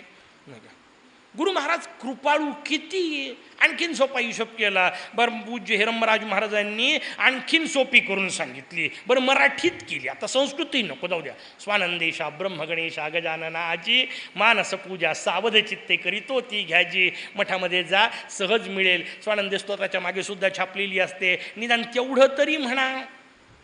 मानसपूजा करावी. मानसपूजा केल्यानंतर प्रत्यक्ष पूजा करावी. तुम्हाला सगळी मानसपूजा केली. आता प्रत्यक्ष पूजा कशाला? प्रत्यक्ष पूजेचे सुद्धा आपल्या समोर 61 श्लोक सांगितले.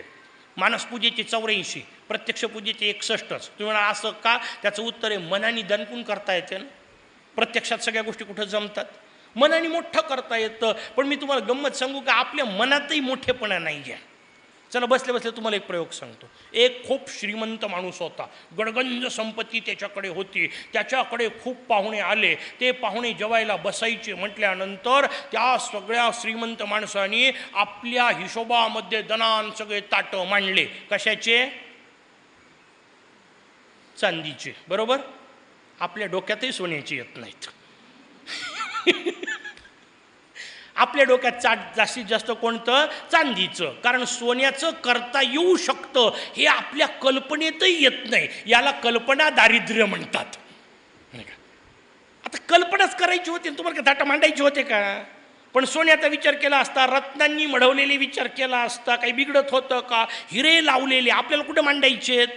पण हिरे लावलेले ताटं आपल्या कल्पनेतही येत नाही. कारण आपली कल्पना एक दरिद्री आहे. मग आपण कसे श्रीमंत होणार? कल्पना अप्रतिम असली पाहिजे. म्हणून 84 श्लोक कल्पनेत सांगितले, कारण तिथं कल्पनाच करायची आहे. प्रत्यक्षामध्ये 61 श्लोक सांगितले. त्याच्यातून आपल्याला प्रत्यक्ष पूजा नाही जमलं, निदान शमी मंदार दुर्वा नाही का, तेवढं काही वाहू नका. काही मोर्याला पाहिजे नाही आहे. तुमच्या भरोशावर तसंही कुठं आहे त्याचं? बरं तुम्ही वाहिलं न वाहिलं त्याचं काही बिघडत नाही, आपल्या आनंदाकरता. आणि मग दुर्वा काल सांगितल्या तशा 21 आणि काल सांगितल्या तशा व्हायच्या. नुसत्यात आपल्या धरून फेकायच्या नाही. पण आपले लोक एवढे आळशी त्या मंदिरात गेलं ना की मला काही कीवच वाटते. नाईलाज आहे माझा, नाही का? मला हातात जोडा घेता येत नाही, सवळ्यात असतो म्हणून. नाही तर मी अनेक लोकांना जोड्यानी मारलं असतं. पुजाऱ्यांबद्दल नाही बोलत आहे, नसलेले अर्थ काढू नका. लोक इथं आता ठीक आहे, इथं तर आपल्याला ते हातात द्यावं लागतं, धरलेला माणूस त्याच्यावर हे करतो. इथं वेळ नाही म्हणून जिथं प्रत्यक्ष जायला मिळतं तिथं सुद्धा त्या मोरयावर वाहिलेल्या कित्येक जुड्यांचा दोरासुद्धा सोडलेला नसतो. एवढाही वेळ नाही तुमच्याजवळ. कुठं त्यांनी पत्र पाठवलंय कसंही करून ये बाबा म्हणून? नाही, ते निवडलेल्या नाही आहेत. त्याच्यात व्यवस्थित आहेत की नाही ते पाहिल्या नाही. 21 दुर्वा व्यवस्थित चांगल्या निवडून त्या मोर्याला व्हाव्यात एवढाही वेळ नसेल तर कशाला फालतू फोटो काढायला येतात क्षेत्रावर? तेवढंच उरलं ना मग सेल्फी, बाकी काय उरलंय? कशा करता यायचं कळलं पाहिजे. हे असले प्रकार नाही. दोऱ्या सकट व्हायचा मोर्या नाही आयुष्यात त्या दोरीचा वापर करून तुम्हाला नाचवल नाही का? मग तो त्याच्या हातात वापरतो दोरी आणि मग तुमची कटपुतली नुसतीच नसते का? दोरे वाहिले ना, नाही का? हे असला प्रकार नसला पाहिजे. उपासना ही शांत समजून उमजून काहीच करत नाही. फार पूर्वी पूजा सांगायला जायचो, सोडून दिलं मी नंतर पूजा सांगायला जाणं. का? ते ताप पाहून. सत्यनारायणाची पूजा म्हटलं की सत्यनारायण मांडायचे. घरामध्ये सत्यनारायणाची पूजा म्हटलं की मांडायचं कोणता देव? भगवान श्रीकृष्ण. आणतात तिथं ठेवतात. केवढा कृष्ण? एवढाच, नाही का? त्याच्या पलीकडचा मोठा बिट्टो कुठं? तेवढाच असतो सामान्यतः घरामध्ये. एवढा कृष्ण आणून तिथं ठेवतात. मी त्याला सांगितलं गंध लाव.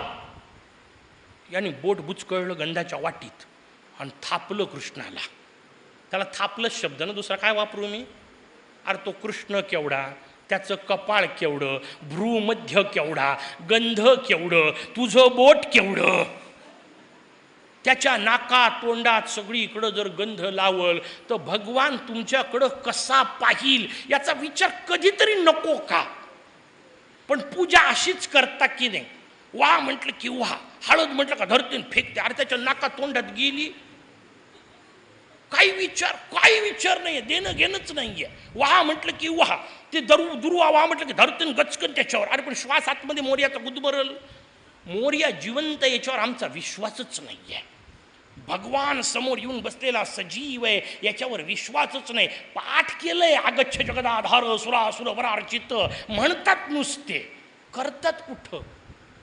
अरे शमी मंदार दुर्वा व्हायच्या असतील तर त्यासुद्धा मोरयाला धक्का बसणार नाही, इतक्या हळुवार वाहिल्या गेल्या पाहिजे. तो विषय सगळा. म्हणून आपल्याकडे बाह्यपूजा सांगितली, मग पहिले मानसपूजा, त्यानंतर प्रत्यक्ष पूजा. आधी मानसपूजा सांगितली, पहिले मनानी पूजा होत असेल तर बाहेरच्याचा अर्थ आहे, नाही तर बाहेरचा नुसताच दिखावा आहे.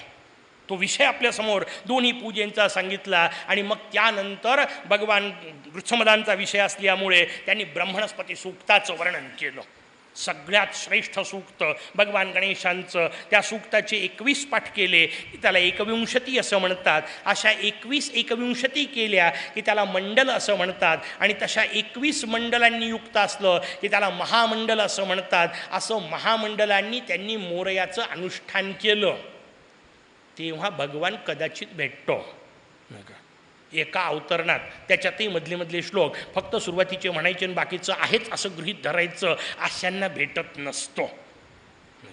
समजून घेण्यासारखं आहे. शांतपणे अनुष्ठानं किती कठीण आहेत हे या निमित्ताने समजून घ्या. अशा प्रकारचं अनुष्ठान भगवान वृक्षमदांनी केलं. त्याचा सगळा विषय आला. स्वाभाविक आईलानी प्रश्न विचारला की असे सगळं अनुष्ठान केल्यानंतर ते स्वानंद लोकात गेले असं आपण मला सगळं समजावून सांगितलं. एक काम करा, मला तो स्वानंद लोक कसा आहे तेही सांगा.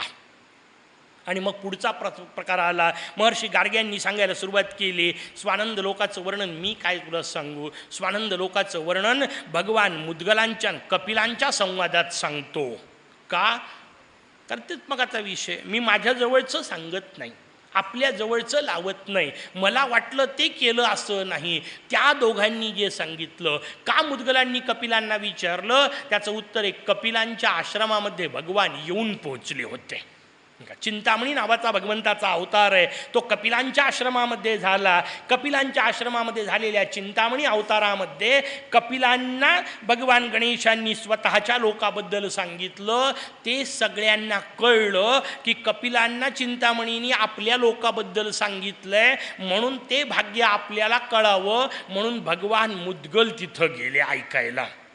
वाक्याचा अर्थ असा काढू नका की याचा अर्थ मुद्गलांना माहीत नव्हतं का, नाही तर नसलेला अर्थ निघायचा ना. नाही, जर मुद्गल तिथं विचारायला गेले तर याचा अर्थ स्वानंद लोक कसा आहे मुद्गलांना माहिती नव्हतं का. त्याचं उत्तर नाही. पहिल्यांदा सांगितलं सगळ्या ऋषींचे प्रश्न, सगळ्या देवतांचे प्रश्न त्यांना पडणारे प्रश्न म्हणून नसतात, तर ते आपल्याला संधी मिळावी म्हणून विचारलेले असतात. त्यांच्या विचारण्यातून त्या विषयाचं चिंतन होतं आणि ते चिंतन समोर येऊन आपल्यापर्यंत चिंतन पोचतं म्हणून ते एकमेकाला विचारतात. हा भाव एकदा काय लक्षात ठेवायचा. महर्षी मुद्गल जाऊन पोचले कपिलांकडे. काय सुंदर रचना आहे. भगवान कपिल कोण आहेत? सामान्य व्यक्तिमत्व नाही आहे. भगवान कपिल हे प्रत्यक्ष भगवान विष्णूंचे अंश आहेत. भगवान विष्णूंचे जे 24 अवतार सांगितले त्यात कपिल मुनी सांगितले. आणि कपिल मुनींनी सांगितलेलं जे सगळं तत्त्वज्ञान, त्या तत्त्वज्ञानाला सांख्य तत्त्वज्ञान असं म्हणतात. म्हणून सांख्य तत्त्वज्ञानाचे उद्गाते असणारे कपिल मुनी. गंमत पा कशी आहे. संवाद कोणाचा आहे? एक सांख्य तत्त्वज्ञान सांगणाऱ्याचा. सांख्य तत्त्वज्ञानाचा गाणपत्य संप्रदायात कुठं संबंध आला? परवा सांगितलं होतं जेव्हा गजानन सांगितला. गजानन तत्वाचं जेव्हा वर्णन आलं, गजानन अवतार जेव्हा सांगितला तेव्हा सांगितलं की पहिला अवतार वक्रतुंड देह ब्रह्म, एकदंत देही ब्रह्म, महोदर बोध ब्रह्म, गजानन सांख्य ब्रह्म. आणि हे 4 कोणाचे? हे व्यक्तीशी संबंधित. म्हणून व्यष्टीतले उरलेले 4 समष्टीतले. म्हणून पुढचा 4चा संबंध समष्टीशी. समष्टीतला शेवटचा अवतार कोणता? त्याचं उत्तर आहे धूम्रवर्ण. धूम्रवर्ण अवतार कोणाचा? भगवान शंकरांचा.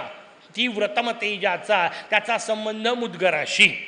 कारण शंकर सगळं संपवून मोकळं करणार, मुद्गर कुठल्याही गोष्टीचा चुरा करून संपवून टाकणार.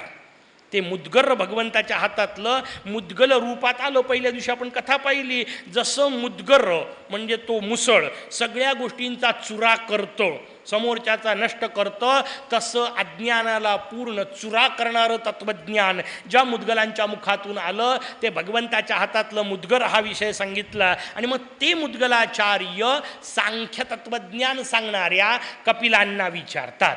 म्हणून व्यष्टीतलं टोक कपिल, समष्टीतला विषय मुद्गल आणि ते दोघांचा संवाद.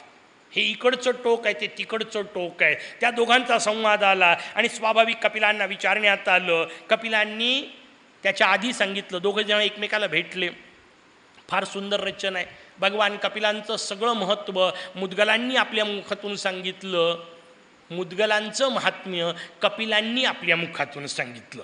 काय सुंदर रचना आहे. दोघंही परस्परांची प्रशंसा करतायत, कारण दोघंही श्रेष्ठ आहेत. आणि त्या प्रशंसेत सांगताना एक मस्त मुद्दा आहे, तो आपल्या कामाचा म्हणून तेवढा सांगतो, बाकीची सगळी प्रशंसा जाऊ द्या.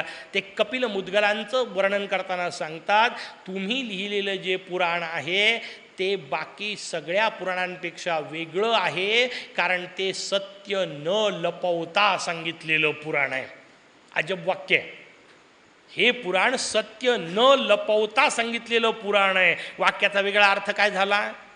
बाकीचे पुराण सत्य लपवतात असा अर्थ झाला की नाही? याचा अर्थ उरलेल्या पुराणांना चुकीचं म्हणायचं आहे का? त्याचं उत्तर आहे नाही.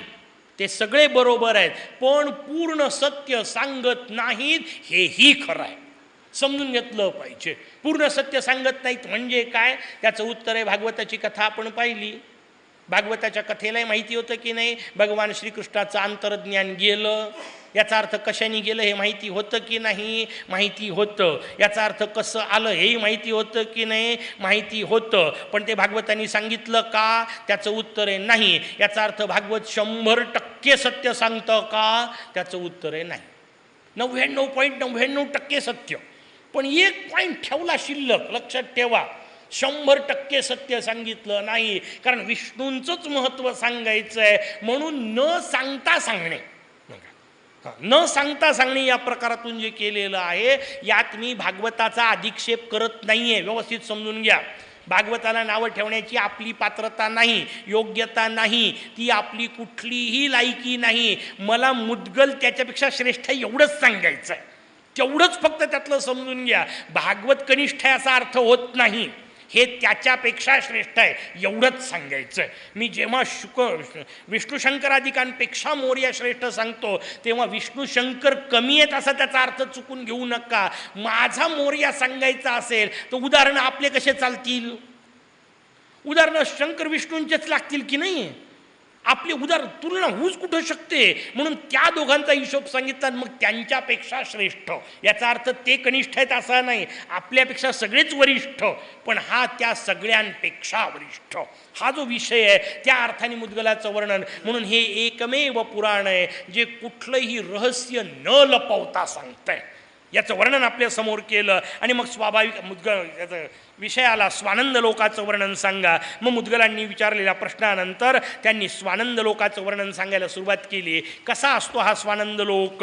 त्यांनी पहिल्यांदा सांगितलं, जेव्हा आत्मशक्ती भगवंत निर्माण करतात, भगवान स्वतःहून स्वानंदेश प्रकट होतात. प्रकट झाल्यानंतर ती स्वतःचीच शक्ती निर्माण करतात. त्या स्वानंदेशाची जी शक्ती, तिला आत्ममाया स्वानंद माया असं म्हणतात.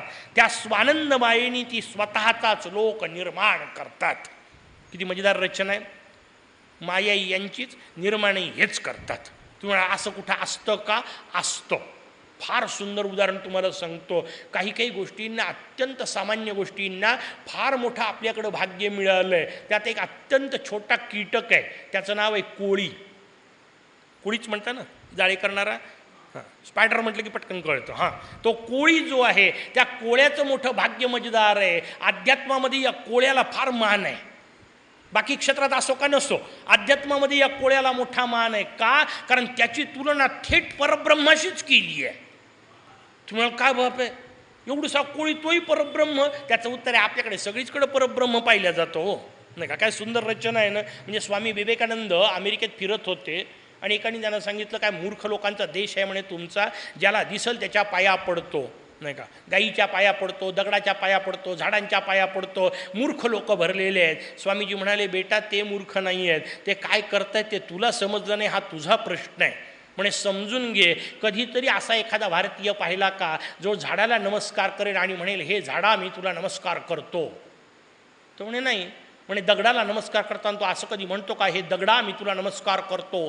तो तो म्हणे नाही. म्हणे नदीला नमस्कार करताना कधी म्हणतो का हे नदी मी तुला नमस्कार करतो? म्हणे नाही. म्हणे मग काय म्हणतो? म्हणे नाही, नदीला नमस्कार करताना म्हणतो हे गंगे भगवती मी तुला नमस्कार करतो. झाडाला नमस्कार करताना हे भगवंता मी तुला नमस्कार करतो. दगडाला नमस्कार करताना तो म्हणतो हे भगवंता मी तुला नमस्कार करतो. स्वामीजी म्हणतात हेच वाक्य व्यवस्थित समजून घे. त्यांना दगडातला भगवान कळला, तुला माणसातला माणूस कळत नाही. तू कशाला भानगडीत पडतो भारतीय संस्कृतीला बोलायच्या? कळलं पाहिजे. सगळीकडे परमात्म तत्व भरलेलं आहे. त्या कोळ्यामध्येही परमात्म तत्व. कसा कोळी परब्रह्माचं? त्याचं उत्तर आहे आपल्याला कुठलीही गोष्ट निर्माण करायची असेल तर 3 गोष्टी लागतात. त्याला शास्त्रामध्ये 3 प्रकारचे कारणं म्हणतात. उदाहरणार्थ एखादा मातीचा घडा समजा तुम्हाला तयार करायचा आहे, माठ तयार करायचा आहे, तर 3 गोष्टी पाहिजेत. कोणत्या? पहिल्यांदा माती लागते, त्याला उपादान कारण असं म्हणतात. दुसरी गोष्ट तयार करणारा एक कुंभार लागतो, त्याला निमित्त कारण असं म्हणतात. आणि उरलेली तिसरी गोष्ट म्हणजे त्याचं ते चाक, काडी, पाणी, भट्टी इत्यादी सगळं लागतं. याला सहयोगी कारणं म्हणतात. ठीक आहे, एखाद्याजवळ समजा सहयोगी कारणं नसतील. मोर्याची मूर्ती मला तयार करायची आहे, पार्थिव पूजा करायची आहे, मला मोर्याची मूर्ती तयार करायची आहे. पहिली गोष्ट लागते माती, दुसरी गोष्ट मी करणारा, आणि तिसरी गोष्ट साचा लागतो. आता समजा माझ्याजवळ साचा नसेल, मूर्ती नाही करता येणार का? येईल करता. ओबडधोबड तयार होईल, पण मूर्ती तयार करता येईल. पण किमान 2 गोष्टी तर लागतील ना, माती आणि मी, नाही का? त्याच्यामुळे उपादान कारण असल्याशिवाय आणि निमित्त कारण असल्याशिवाय काहीही तयार होत नाही. पण भगवंताच्या जवळ या 2 वेगळ्या गोष्टी नाहीत. भगवान स्वतःच निमित्त कारण आणि भगवान स्वतःच उपादान कारण. तो कोळी नेमका तसा आहे पहा. तो धागा बाहेरून आणत नाही, धागाही त्याचाच आणि तयार करणाराही तोच. स्वतःच्याच धाग्याने कोळी स्वतःच तयार करतो विश्व. तसा माझा मोरया स्वतःच्याच शक्तीने स्वतःचाच स्वानंद लोक घडवतो. आता मला सांगा, जर कोळ्याला करता येते तर मोरयाला नाही करता येत का? हा आपल्या शरीरातल्या धाग्याने जर स्वतःचं जाळं तयार करू शकत असेल तर मोरया तयार करतो, एवढं समजून घेण्यासारखं. इतक्या क्षुद्र जीवाला सुद्धा त्यांनी ताकद दिली आहे स्वतःचं विश्व तयार करायची. मोरया स्वतःच्याच इच्छेने स्वतःचा स्वानंद लोक तयार करतो. गणेश कृपेने तिथे शिवादिकांना सुद्धा प्रवेश नसलेला अद्भुत लोक तयार होतो. याचा अर्थ शंकरादिक जात नाहीत किंवा येत नाहीत असा अर्थ काढत जाऊ नका. याचा अर्थ त्यांना सुद्धा सोपं नाही, एवढाच अर्थ घ्यायचा. आणि याचा अर्थ असं जर मिळालं तर आपलं भाग्य केवढं. ते पुढचं समजून घेण्यापुरतं आहे. जिथं शंकरांना जाता येत नाही, विष्णूंना जाता येत नाही, तो स्वानंद लोक आणि तो मिळण्याचा मार्ग दिला मुद्गलांनी. आणखीन काय कृपा पाहिजे हो मला सांगा. त्या स्वानंद लोकात जाण्याचा मार्ग सांगितला. रचना आपल्याला सांगितली ती गणेश कृपेने तिथं सगळं निर्माण केलं जातं. पहिल्यांदा शक्तिलोक लागतो. जाताना पहिल्यांदा शक्तिलोक लागतो. म्हणजे ते आधीचे सगळे आले. नरकामध्ये पहिले जावंच लागतं. जन्माला आलेल्या प्रत्येक माणसाला एकदा नरकात जाणं भाग आहे, नाही का? ते याचा अर्थ प्रत्येक वेळा वाईट समजून घेऊ नका. कारण नरकामध्ये आपल्यासमोर यमराज आहेत, पण यमराजांचं दुसरं नाव धर्मराज आहे. हां, त्याच्यामुळे पुण्यवान असेल तर त्याच्यासाठी ते धर्मराज आहेत. पापी असतील तेवढ्यांसाठीच यमराज आहेत. पुण्यवंतांना त्यांची भीती बाळगायची गरज नाही. कारण आपण पहिलेच सांगितलं होतं, ज्यांनी शमी मंदार दुर्वा धारण केल्या त्याच्यात प्रभीता, ते त्यांच्या भानगडीत पडत नाहीत. पण तिथं जावंच लागतं का? त्याचं उत्तर आपल्या शरीरामध्ये असणारा जो धनंजय प्राण सांगितला होता, त्या धनंजय प्राणाला वैज्ञानिक भाषेत सांगू का, हा धनंजय प्राण तुमची माझी इंटरनल चीप आहे, नाही का? मेमरी कार्ड ज्याला आपण म्हणतो ते. आयुष्यभर तुम्ही जे काही केलं ते त्या धनंजयाच्या मेमरी कार्डमध्ये बसलेलं आहे. ही तिथं गेल्यानंतर ती मेमरी कार्ड एकदा रिचार्ज करून घ्यावं लागतं. त्याच्यात काय काय आलं आहे ते पाहून घ्यावं लागतं, नाही का?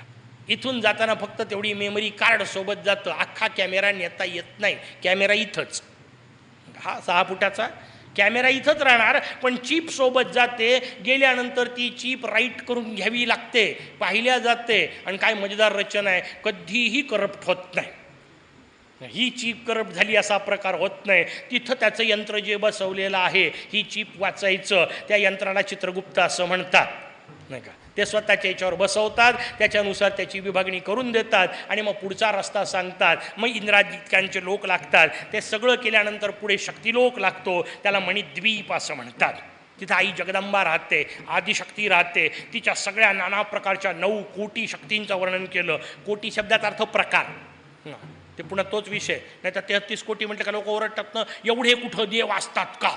अरे एवढे नसतात, तुम्हाला शब्द कळत नाही. इथल्या कोटी शब्दाचा संबंध 33 वर 7 शून्य असा नाही. 33 कोटी याचा अर्थ व्यवहारात आपण शब्द पहा किती वेगवेगळ्या अर्थाने वापरतो. तो उच्च कोटीचा गायक आहे, नाही का? तो उच्च कोटीचा कपडा आहे, उच्च कोटीचा तांदूळ घेतला. आता इथं कोटी शब्दाचा अर्थ काय शून्य लावत बसाल? नाही आहे. कोटी शब्दाचा अर्थ दर्जा, कोटी शब्दाचा अर्थ स्तर, कोटी शब्दाचा अर्थ प्रकार. 33 प्रकार आहेत देवांचे, म्हणून त्यांना 33 कोटी म्हणतात. तसं 9 कोटी शक्ती याचा अर्थ 9 प्रकारच्या शक्ती. आणि 9 प्रकार कोणते? जे भक्तीत सांगितले ते. कारण ती शक्ती आहे, भक्तीची शक्ती आहे. त्या 9 प्रकारच्या शक्ती, नियुक्त असणाऱ्या शक्ती तिथं पाहायला मिळतात. त्यातल्या त्या 3 स्वरूपामध्ये एकत्र येतात. त्यांना महाकाली, महालक्ष्मी, महासरस्वती म्हणतात. त्या पुन्हा एकत्र जेव्हा येतात तेव्हा त्यांना आदिशक्ती असं म्हणतात. त्या आदिशक्तीचा जो लोक त्याला मणिद्वीप असं म्हणतात. पहिल्यांदा मणिद्वीप लागतो, आणखीन समोर ते स्वानंदाचं विमान जातं, त्यानंतर सूर्यलोक लागतो. ऐकून ठेवा, लक्षात ठेवा. कशा करता? जाताना कळलं पाहिजे ना, रस्ता नाही चुकले पाहिजे, नाही का? तिथं काय आपलं चालणार नाही आहे, नाही का? लावून घेतलं की मॅप चाललाय आपलं व्यवस्थित, कुठलाच मॅप चालणार नाही आहे तिथं, नाही का? त्याच्यामुळे आपल्याला मुकाट्याने हे समजून घ्या, असं असं चालले की याचा अर्थ व्यवस्थित चाललाय. टेन्शन नसलं पाहिजे, व्यवस्थित जात जा, तिथं बसून मुदगल आठवत जा, म्हणजे नक्की पुढचा रस्ता मिळतो. पहिले शक्तिलोक लागतो, मग सूर्यलोक लागतो असं वर्णन आहे. त्याला सौरलोक असं म्हणतात. भगवान सूर्य तिथे असतात. वालखिल्यादिक ऋषी तिथं वर्णन केले. त्या पुढे गेलं की वैकुंठ लागतो. भगवान विष्णूंचा अलौकिक लोक आपल्याला पाहायला मिळतो. त्याच्या पुढे गेलं की कैलास लोक लागतो. आणि कैलास लोकापर्यंत हे सामान्य सगळे लोक संपले की पुढे स्वानंदाचं परिक्षेत्र सुरू होतं. सगळ्यात पहिल्यांदा एक भ्रामरी नावाची शक्ती लागते असं वर्णन केलं आहे. भयानक अंधारच अंधार, इतका गुडुप्प अंधार की काही कळत नाही, नाही का? ही अवस्था येते. त्या स्वानंदात येऊ की न येऊ, नुसतं स्वानंदाचं चिंतन करायला बसलं तरी डोळ्यासमोर अंधारी येते, नाही का? पहिला हिशोब तिथंच समजून घ्यायचा. झोप येते, तिथला विषय झोपेचा नाही आहे. भ्रामरी शक्ती प्राप्त होते, अत्यंत अंधार पसरतो, स्वाभाविक घाबरण्याची व्यवस्था येते. त्यावेळी त्या विमानाच्याच तेजाने पुढचा रस्ता दिसायला सुरुवात होते. मग पुढं उलटा प्रकार होतो, प्रचंड तेज दिसायला लागतं. जसा अंधार दिसणं शक्य नसतं तसं तेजही सहन होणं शक्य नसतं. ते दोन्ही त्या भ्रामरीचेच स्वरूप आहेत. म्हणून पहिल्यांदा तेज आणि अंधार दिसतो, त्यानंतर आधारा नावाची शक्ती लागते, त्यापुढे कामदायिनी नावाची शक्ती लागते. नामं पुरेसे आहेत ना आपल्याला, नाही का? उतरायचं कुठे आहे? त्याच्यामुळे गावं कोणते लागतात एवढं सांगून ठेवतो. आता त्या गावात काय काय आहे आपल्याला उतरायचंच नाही तर कशाला सांगायचं, जाऊ दे, सोडून देऊ पुढचा विषय. त्याच्यामुळे कामदा शक्ती लागते. कामदायिनी शक्तीच्या पुढे या 3चं वर्णन केलं. यांनाच तिघींना तत्वज्ञानाच्या भाषेमध्ये तत्वमसी असं म्हणतात. त्वम म्हणजे तू, तिला भ्रामरी शक्ती असं म्हणतात. भ्रमित असणारा हा जो जीव, हाच भ्रामरी शक्तीत असलेला त्वम स्वरूप आहे. आधारात्मिका असलेली शक्ती म्हणजे भगवंताचं ईश्वर स्वरूप, त्याला तत्स्वरूप असं म्हणतात. आणि कामदायिनी म्हणजे जे मनात येईल ते देणारी. आणि मग मनात काय यायचं त्याचं उत्तर एकच गोष्ट आली पाहिजे, मागणं शक्यच नसेल, म्हणजे मागणं सुटणं शक्यच नसेल. भगवंताशिवाय समोर गेल्यानंतर मागितल्याशिवाय कर्मतच नसेल, काहीतरी बोलल्याशिवाय राहवतच नसेल, मागणी मागायचीच असेल तर काय मागावं? एकच मागणी मागावी, एकच इच्छा भगवंताच्या समोर ठेवावी की कुठली इच्छा नसावी.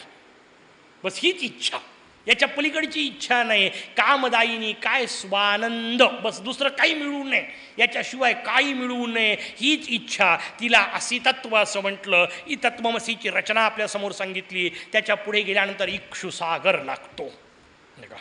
रसाचा समुद्र, उसाच्या रसाचा समुद्र. पृथ्वीवर आपण राहतो तिथं खाऱ्या पाण्याचा समुद्र आहे. विज्ञानाला आणखीन तोही पूर्ण कळलेला नाही. पुराणांनी दधीसागर सांगितला, दुग्धसागर सांगितला, क्षीरसमुद्र, नाही का? भगवान विष्णू झोपलेले असतात, क्षीरसागराचं वर्णन आलं. दुधाचा समुद्र. पलीकडे गेलं की मोरयाच्या तिथे उसाच्या रसाचा समुद्र, इक्षुसागर सांगितला. त्या इक्षुसागरामध्ये मी राहत असतो, पण असा मी स्वतःला आत्ममायेनी झाकून घेतो. एवढं सगळं सांगितल्यानंतर मोर्यांनी हे शेवटी पण टाकला. आता एवढं सगळं सांगितलं तर व्यवस्थित नेलं असं काही बिघडत होतं का? मोर्या म्हणतो नाही, हे ऐकायला ठीक आहे, ऐकून ठेवतात लोक, बसल्या बसल्या विचार करतात, असं खरंच असल का? संपलं. ज्या क्षणी तुमच्या डोक्यात हा विचार आला, उसाच्या रसाचा कुठं समुद्र असतो का, याचा अर्थ तुम्ही पुन्हा वापस विमानातून पडले. किती मोठी पंचायत आहे. कारण संशयात्मा विनश्यती, शास्त्राने सांगून ठेवलं. मी सगळं सांगत होतो, मुकाटीने विश्वास ठेवायला पाहिजे होता की नाही? मी मुद्गलांनी सांगितलेलं सांगत होतो की नाही? पण आपल्या डोक्यात आला की नाही विचार, उसाच्या रसाचा कुठं समुद्र असतो का? फिटले. त्या क्षणी वापस आले. श्रद्धावान लभते फलम. शास्त्राने नियम सांगितलाय, पूर्ण श्रद्धा असेल त्यालाच फळ मिळतं. बाकीच्यांचं तिकीट मध्येच वापस करून मध्येच उतरवून दिल्या जातं. पुन्हा भ्रामरीत येऊन पडत राहा. पुनरपि जननम पुनरपि मरणम. किती आजब आहे. सगळं सांगितलं होतं. काही गरज होती का विचार त्याच्यावर शंका घ्यायची? मुद्गलांवर शंका. स्वानंद पुंडवर ठीक आहे, नो प्रॉब्लेम. यांना काय माहिती हे खरंच गेले असतील का? नाही गेलो. नाही का, नाही गेलो तर प्रश्नच नाही. आलोच तिथून आहे. नाही गेलो कसा? नक्की आलो. तुकोबा सांगतात तर मला सांगायला काय हरकत आहे? तुकोबा जर अभिमानाने सांगू शकतात आम्ही वैकुंठाचे वासी आलो याच कारणाशी, तर मी सांगू शकतो आम्ही स्वानंदाचे वासी आलो याच कारणाशी. नाही का, जे बोलिले मुद्गल ऋषी साच भावे वर्ताया, ही अवस्था असली पाहिजे. मी तिथूनच आलोय. कशावरून? हा प्रश्न आहे. नाही का, पुरावा. चला पुरावा देतो तुम्हाला. माणूस कुठून आला ते कळतं. नाही कळत? व्यवहारातले उदाहरणं देतो म्हणजे तुम्हाला कळेल. एखादा माणूस पिठाच्या गिरणीवर जातो, वापस येतो, कळतं की नाही कुठून आला? कळतं. एखादा माणूस कोळशाच्या कारखान्यात जातो, कोळशाच्या खाणीमध्ये जातो, वापस आल्यावर कळतं की नाही कुठून आला? कशावरून? कारण तिथं गेल्यानंतर तिथले गुण लागलेले असतात. कळलं का तुम्हाला व्यवस्थित? दुसरा प्रकार सांगतो. काही लोक मंदिरातून येतात, विचारावं लागतं का मंदिरातून आला का ते? नाही, दिसतं. हातामध्ये उरलेला अर्धा नारळ, थोडीशी उरलेले फुलं, फाडलेली प्रसादाची पुडी असली की समजून घ्यायचं मंदिरातून आला. विचारायची गरज आहे का? म्हणजे तो मंदिरातून आला हे कळतं की नाही? काही लोक संध्याकाळी तिरपे तिरपे चालतात, कुठून आले हे विचारावं लागते का? कळलं की नाही कुठून आले ते? तसं माणसाकडे पाहिलं की त्याच्या बाह्य वर्तनावरून सुद्धा तो कुठून आला हे कळू शकतं. तसं ज्याच्याकडे पाहिल्यानंतर आनंदी आणि प्रसन्न वाटतं, गॅरंटी देतो स्वानंदातूनच आलेला असणार आहे. दुसरीकडून कसं येईल? कारण आनंद तिथंच आहे, प्रसन्नता तिथंच आहे. नाही का, आला कुठून तेही कळतं आणि गेला कुठं तेही कळतं. बरं, कसं ओळखायचं माणूस कुठं गेला? लिहिताना भले लिहिता हो, कैलासवासी, वैकुंठवासी, स्वानंदवासी. पत्र आलं होतं का? SMS निदान पोहोचलो बा म्हणून? काही गॅरंटी नाही. कशावरून ओळखायचं? आमच्या पिताश्रींनी फार सुंदर रचना सांगितली. म्हणजे एखादा माणूस गेल्यानंतर तो कुठं गेला हे जर ओळखायचं असेल तर खाली नेणारे जे 4 असतात त्यांच्याकडे पाहायचं. काही निकष आहे. त्याला घेऊन जाणारे जे 4 असतात ना खालचे, त्यांच्याकडे पाहायचं. त्यांच्या चेहऱ्यावर जर दुःख असेल तर समजून घ्यायला हरकत नाही हा स्वर्गाकडे गेला असू शकतो. गॅरंटी नाही आहे, पण त्यातल्या त्यात स्वर्गाकडे गेला असू शकतो. कारण इथल्या सगळ्यांना दुःख वाटतंय, वाईट वाटतंय. याचा अर्थ गेला याचं दुःख होतंय, याचा अर्थ चांगला होता, आणि चांगला होता म्हणजे स्वर्गात गेला असू शकतो. नाही का, पण खालचे जर सगळे हसत असतील, बरं झालं ताप गेला, अख्ख्या गावाची पिढा गेली, तर गॅरंटीनी पार्सल यमपुरीतच जाणार, दुसरीकडे जाऊच शकत नाही. स्वतःला तपासा. मी प्रसन्न राहत असेल, आनंदी राहत असेल तर समजून घ्यायला हरकत नाही भगवंताची थेट माझ्यावर कृपा आहे. स्वानंदाचा निदान वारा लागलाय.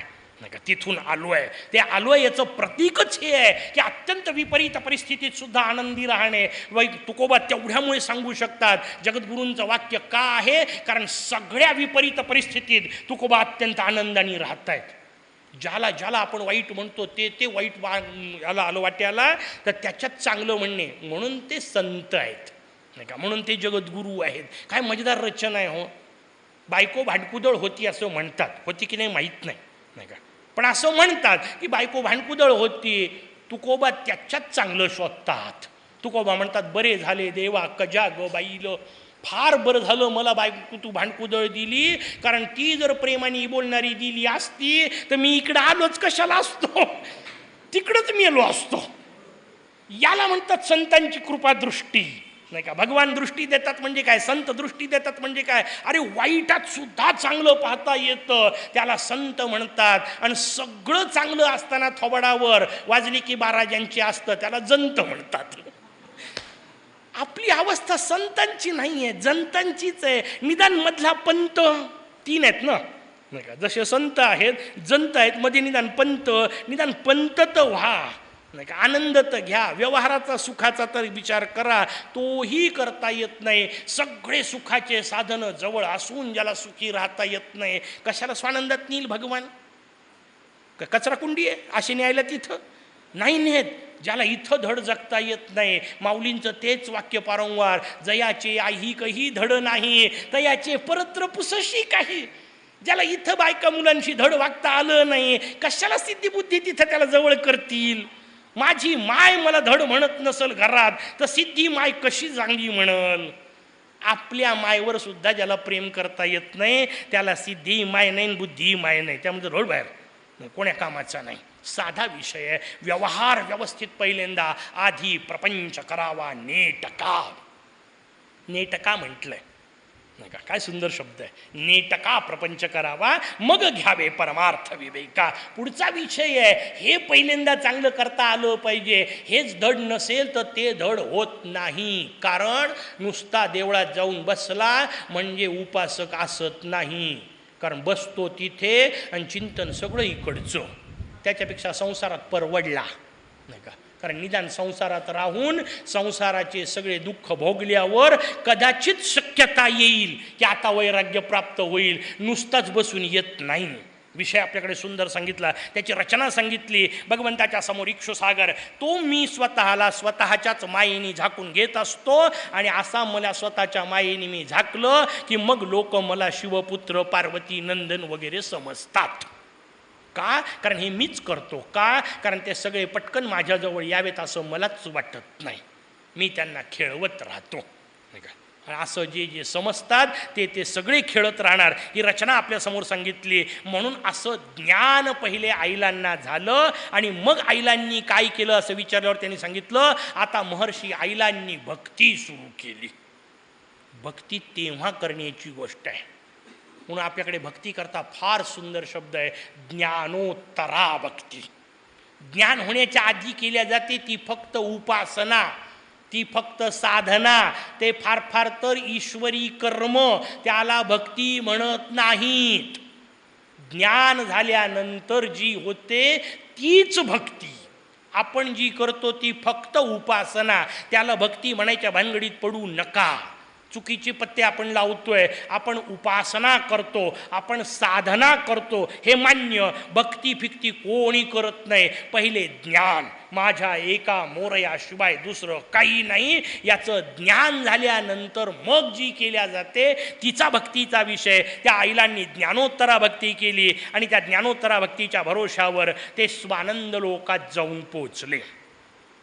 पुढचा विषय आला, त्याच्यामध्ये एक कीलक नावाचं सुंदर स्तोत्र सांगितलंय. तेवढ्या स्तोत्राबद्दल मात्र बोलतो. कीलक शब्दाचा अर्थ किल्ली. स्वानंदापर्यंत जायचं असेल तर किल्ली लागते की नाही? उघडेल कसं स्वानंदाचं दार? तो काय मुद्दाम येणार आहे तुम्हाला दार उघड्यात बसायला? रिकामा आहे नाही. मग आपण आपली किल्ली घेऊन जायची, आपल्याच किल्लीने दार उघडायचं आणि आतमध्ये जायचं. कीलक कोणतं? त्या कीलकाचा हिशोब सांगितला. आणि कीलक याचा अर्थ जपाच्या आधी म्हणायचं हे स्तोत्र आहे. कशा करता कीलक सांगितलं? जेव्हा सगळ्या देवता कुंठित होतात तेव्हा ते तुला शरण येतात, मग तू त्यांना शक्ती प्रदान करतो. जेव्हा सगळ्या शक्ती कुंठित होतात तेव्हा त्या तुला शरण येतात, मग तू त्यांना ज्ञान प्रदान करतो. जेव्हा सगळं चराचर शरण संकटात येतं तेव्हा ते तुझ्या पायाशी येतं, मग तू त्यांना त्यांना सत्ता समर्पित करतो. जेव्हा सगळे तत्व शक्तिहीन होतात तेव्हा ते तुझ्या पायाशी येतात. तू त्यांना वीर्य संपन्न शक्ती संपन्न करतो. जेव्हा सगळे ब्रह्म योगहीन होतात तेव्हा ते तुझ्या पायाशी येतात. आणि मग हे ब्रह्मणस्पते तू त्या सगळ्या ब्रह्मांना त्यांची शक्ती देतो. म्हणून मी तुझं चिंतन करतो. हे समजणं याला किल्ली म्हणतात. इथं किल्ली नावाची कुठली गोष्ट नाही घेऊन जायची आहे की हे सगळेच्या सगळे अडचणीत आल्यानंतर एका मोरयाला शरण येतात. म्हणून हे स्तोत्र आधी म्हणायचं मग जप करायचा. कारण जप त्याचा करतोय मी जो ब्रह्मणस्पती आहे. शिवपुत्राचा जप नाही करत आहे, पार्वती पुत्राचा जप नाही करत आहे, मळापासून तयार झाल्याचा जप नाही करत आहे, शंकर विष्णूंच्या घरी प्रगटलेल्याचा जप नाही करत आहे. गौरी शाच्युत भास्करादिजनकम विघ्नराजम नमामि. हे कळणे याला कीलक म्हटलं. अशा स्वानंद लोकात तू जाऊन पोहोच. त्या सगळ्यात ज्यांनी विचारलं आईने यांनी सांगितलं. आणि मग अशा स्वानंद लोकात जायचं असेल तर तो स्वानंद लोक कळला पाहिजे. म्हणून पुढचा 6वा खंड सुरू केला. त्या 6व्या खंडाच्या विचारामध्ये आपल्याला आदिशक्तींचा आणि त्रिशक्तींचा संवाद येतो. महाकाली, महालक्ष्मी आणि महासरस्वती या शक्तित्रय एकत्र येतात. या जगदंबेला तपश्चर्या करताना पाहतात. कथा आता आपल्याला पाठ झाल्या. वालखिल्य सूर्यांना पाहतात, हे आधीच्या आपल्या देवांना पाहतात. यांनी ते 3 शक्तींनी पाहिलं. आदिशक्ती ध्यान करत आहे. तिने सांगितलं अगं तू जगदंबिका, सगळ्या विश्वाचं मूळ तत्व, पराप्रकृती, तुला काय ध्यानाची गरज आहे. त्याच्यावर आदिशक्तींनी त्या तिघींना गणेश तत्वज्ञान समजून सांगितलं की बाई मी शक्ती आहे हे कबूल आहे, पण माझी शक्ती असत स्वरूपातली आहे. आणि असत शब्दाचा अर्थ काय? शास्त्राने असत शब्दाचा अर्थ सांगितला जे काल नव्हतं आज आहे असं वाटतं पण उद्या नसणार आहे, त्या असण्याला तसा अर्थ नसल्यामुळे त्याला असत असं म्हणतात. उदाहरणार्थ हा देह एक कुठला तरी माझा जन्मदिनांक आहे, एक माझा कुठला तरी जन्मदिनांक, त्या दिवशी मी जन्माला आलो, याचा अर्थ त्याच्या आधी या पृथ्वीवर माझं अस्तित्व नव्हतं. देहरूपामध्ये मी इथे नव्हतो. तुम्ही म्हणाल मातेच्या गर्भात होतो की नाही, त्याच्या आधीचा पकडा 9 महिने, जेव्हा पहिल्यांदा जन्माला आलो तो पकडा, तरी काही बिघडत नाही. कुठल्याही क्षणी निदान एक असा क्षण होता की ज्याच्या आधी माझा हा देह अस्तित्वात नव्हता, एका क्षणी अस्तित्वात आला, ती 1ली तारीख. नंतर एक 2री तारीख लिहायची असते ना, माहीत नाही आता सध्या म्हणून नाही लिहिली, पण एक दिवस येईलच की नाही. असं काय करता, त्या 2 तारखेच्या मध्ये मी जो घातलेला गोंधळ नाही का, त्याला आपण आयुष्य असं म्हणतो नाही का. 2 तारखांचा खेळ आहे फक्त. कुठल्या तरी एका तारखेला आलो, कुठल्या तरी एका तारखेला गेलो. येण्याच्या आधी नव्हतो, गेल्याच्या नंतर नव्हतो, मधल्या असण्याला किंमत काय? किती अजब आहे की नाही. जर एखाद्या गोष्टीच्या आधी मी नव्हतो आणि एखाद्या गोष्टीच्या नंतर मी राहणार नाही, तर मधलं अस्तित्व किती खरं. जन्माला आल्यापासून जवळजवळ 30 वर्ष मी प्राध्यापक नव्हतो. 30व्या वर्षी नोकरीला लागलो, त्या दिवशी मी प्राध्यापक झालो. तेव्हापासून पोरं मला सर म्हणायला लागले. त्याच्या आधी मला कोणी सर म्हणत नव्हते. आणखीन पुढं 10-20 वर्ष 15 वर्षांनी मी रिटायर्ड होईल. ज्या दिवशी रिटायर्ड होईल त्याच्यानंतर कोणी मला पुन्हा सर म्हणणार नाही. मग मला सांगा, मध्ये त्यांनी जे मला सर म्हटलं त्याच्या भरोश्यावर मी किती सर करायची. कधीतरी मी सर नव्हतो, कधीतरी मी सर नसणार आहे. पण गंमत लक्षात घ्या, जेव्हा मी सर नव्हतो तेव्हाही मी होतो, जेव्हा मी सर नसेल तेव्हाही मी असेल. हे सर शब्दाकरता पडणं सोपं आहे, तसं देहाला लावा. जेव्हा देहरूपात नव्हतो तेव्हाही मी होतो, आणि जेव्हा देह नसेल तेव्हाही मी असेल. तो जो कोणी असेल तो मी असेल. आपण त्याला सोडून याला समजत बसलोय. हा दुःखाचा मूळ हिशोब आहे.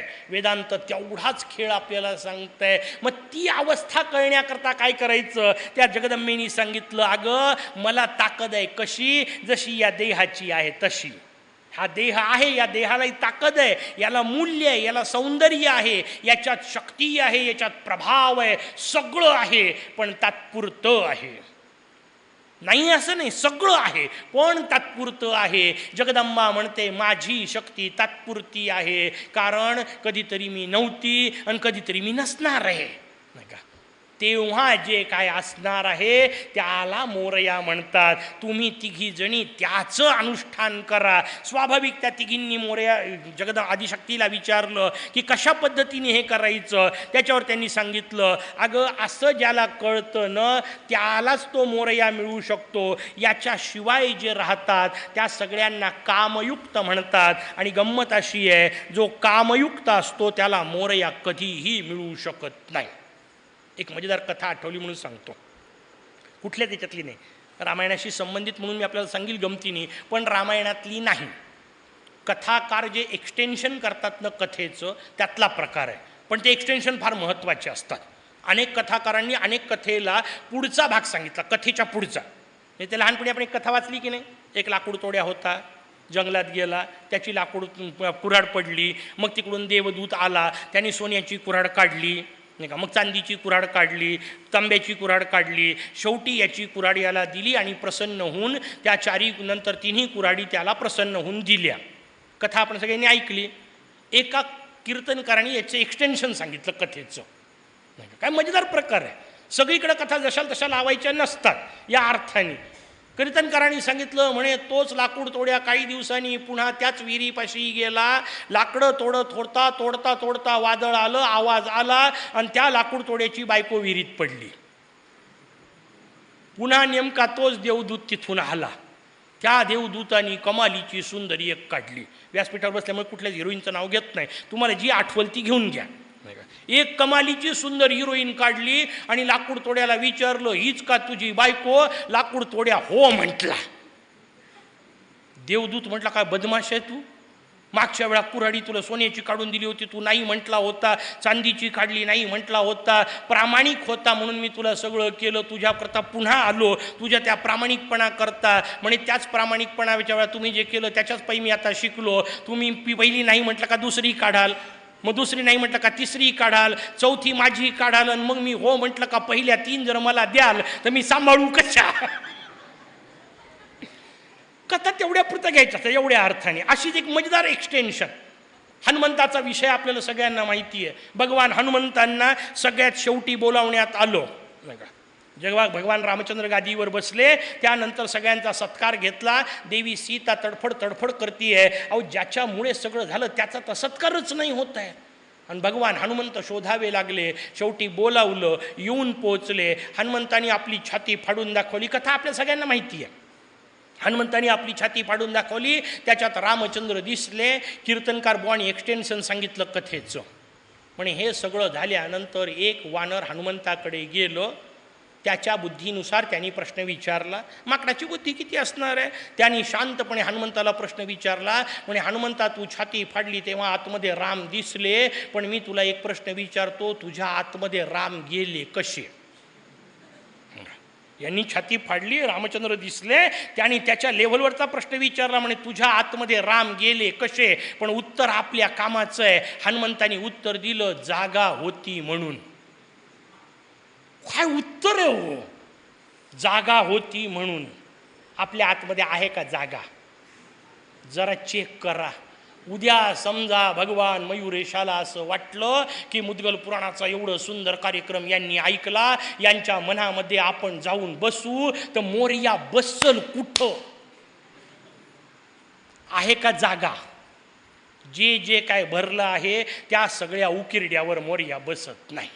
सहस्रारे पद्मे हिमशशी निभे कर्णिका मध्य देशे. तसं असलं तर मोरया बसल. इथं किती घाण साठली आहे. कसा मोरया बसल? पहिलं काम करा, स्वच्छ भारत अभियान. इथलं बाहेरचं करा की नका करू. ही घाण जोपर्यंत निघणार नाही, मोरया प्रसन्न झाला तरी बसणार नाही. त्यांनी सांगताना त्रिशक्तींना सांगितलं, आदिशक्तींनी, अगं कामयुक्त असलेल्याला मोरया भेटूच शकत नाही. आणि आपली पंचायत आपण मोरयाच्या समोर बसून कामना. काय करल मोरया? किती अवस्था विचित्र आहे, समजून घेण्यासारखं आहे. कामयुक्ताला तो भेटत नाही. शांतपणे निष्काम असला कदाचित भेटेल, गॅरंटी नाहीच. त्याला वाटलं तर, कारण त्याला स्वसंवेद्य म्हटलं. काय सुंदर शब्द आहे माऊलींनी वापरलेला. मोरया स्वसंवेद्या. ओम नमोजी आद्या वेद प्रतिपाद्या जय जय स्वसंवेद्या. त्याचं प्रगट होणं हे त्याच्याच हातात आहे, तुमच्या माझ्या नाही. सूर्य उगवायचा असेल काय करता येईल? सूर्योदय पाहायचा आहे, काय करू शकता? त्याचं उत्तर आहे सूर्योदयापूर्वी उठू शकता, पूर्वेकडे तोंड करून उभं राहू शकता, खिडक्या दारं उघडू शकता, पडदे दूर करू शकता. सूर्य उगवणं तुमच्या हातात नाही. आपण फार फार तर साधनेनी अज्ञान निवृत्ती करू शकतो. समजून घ्या व्यवस्थित.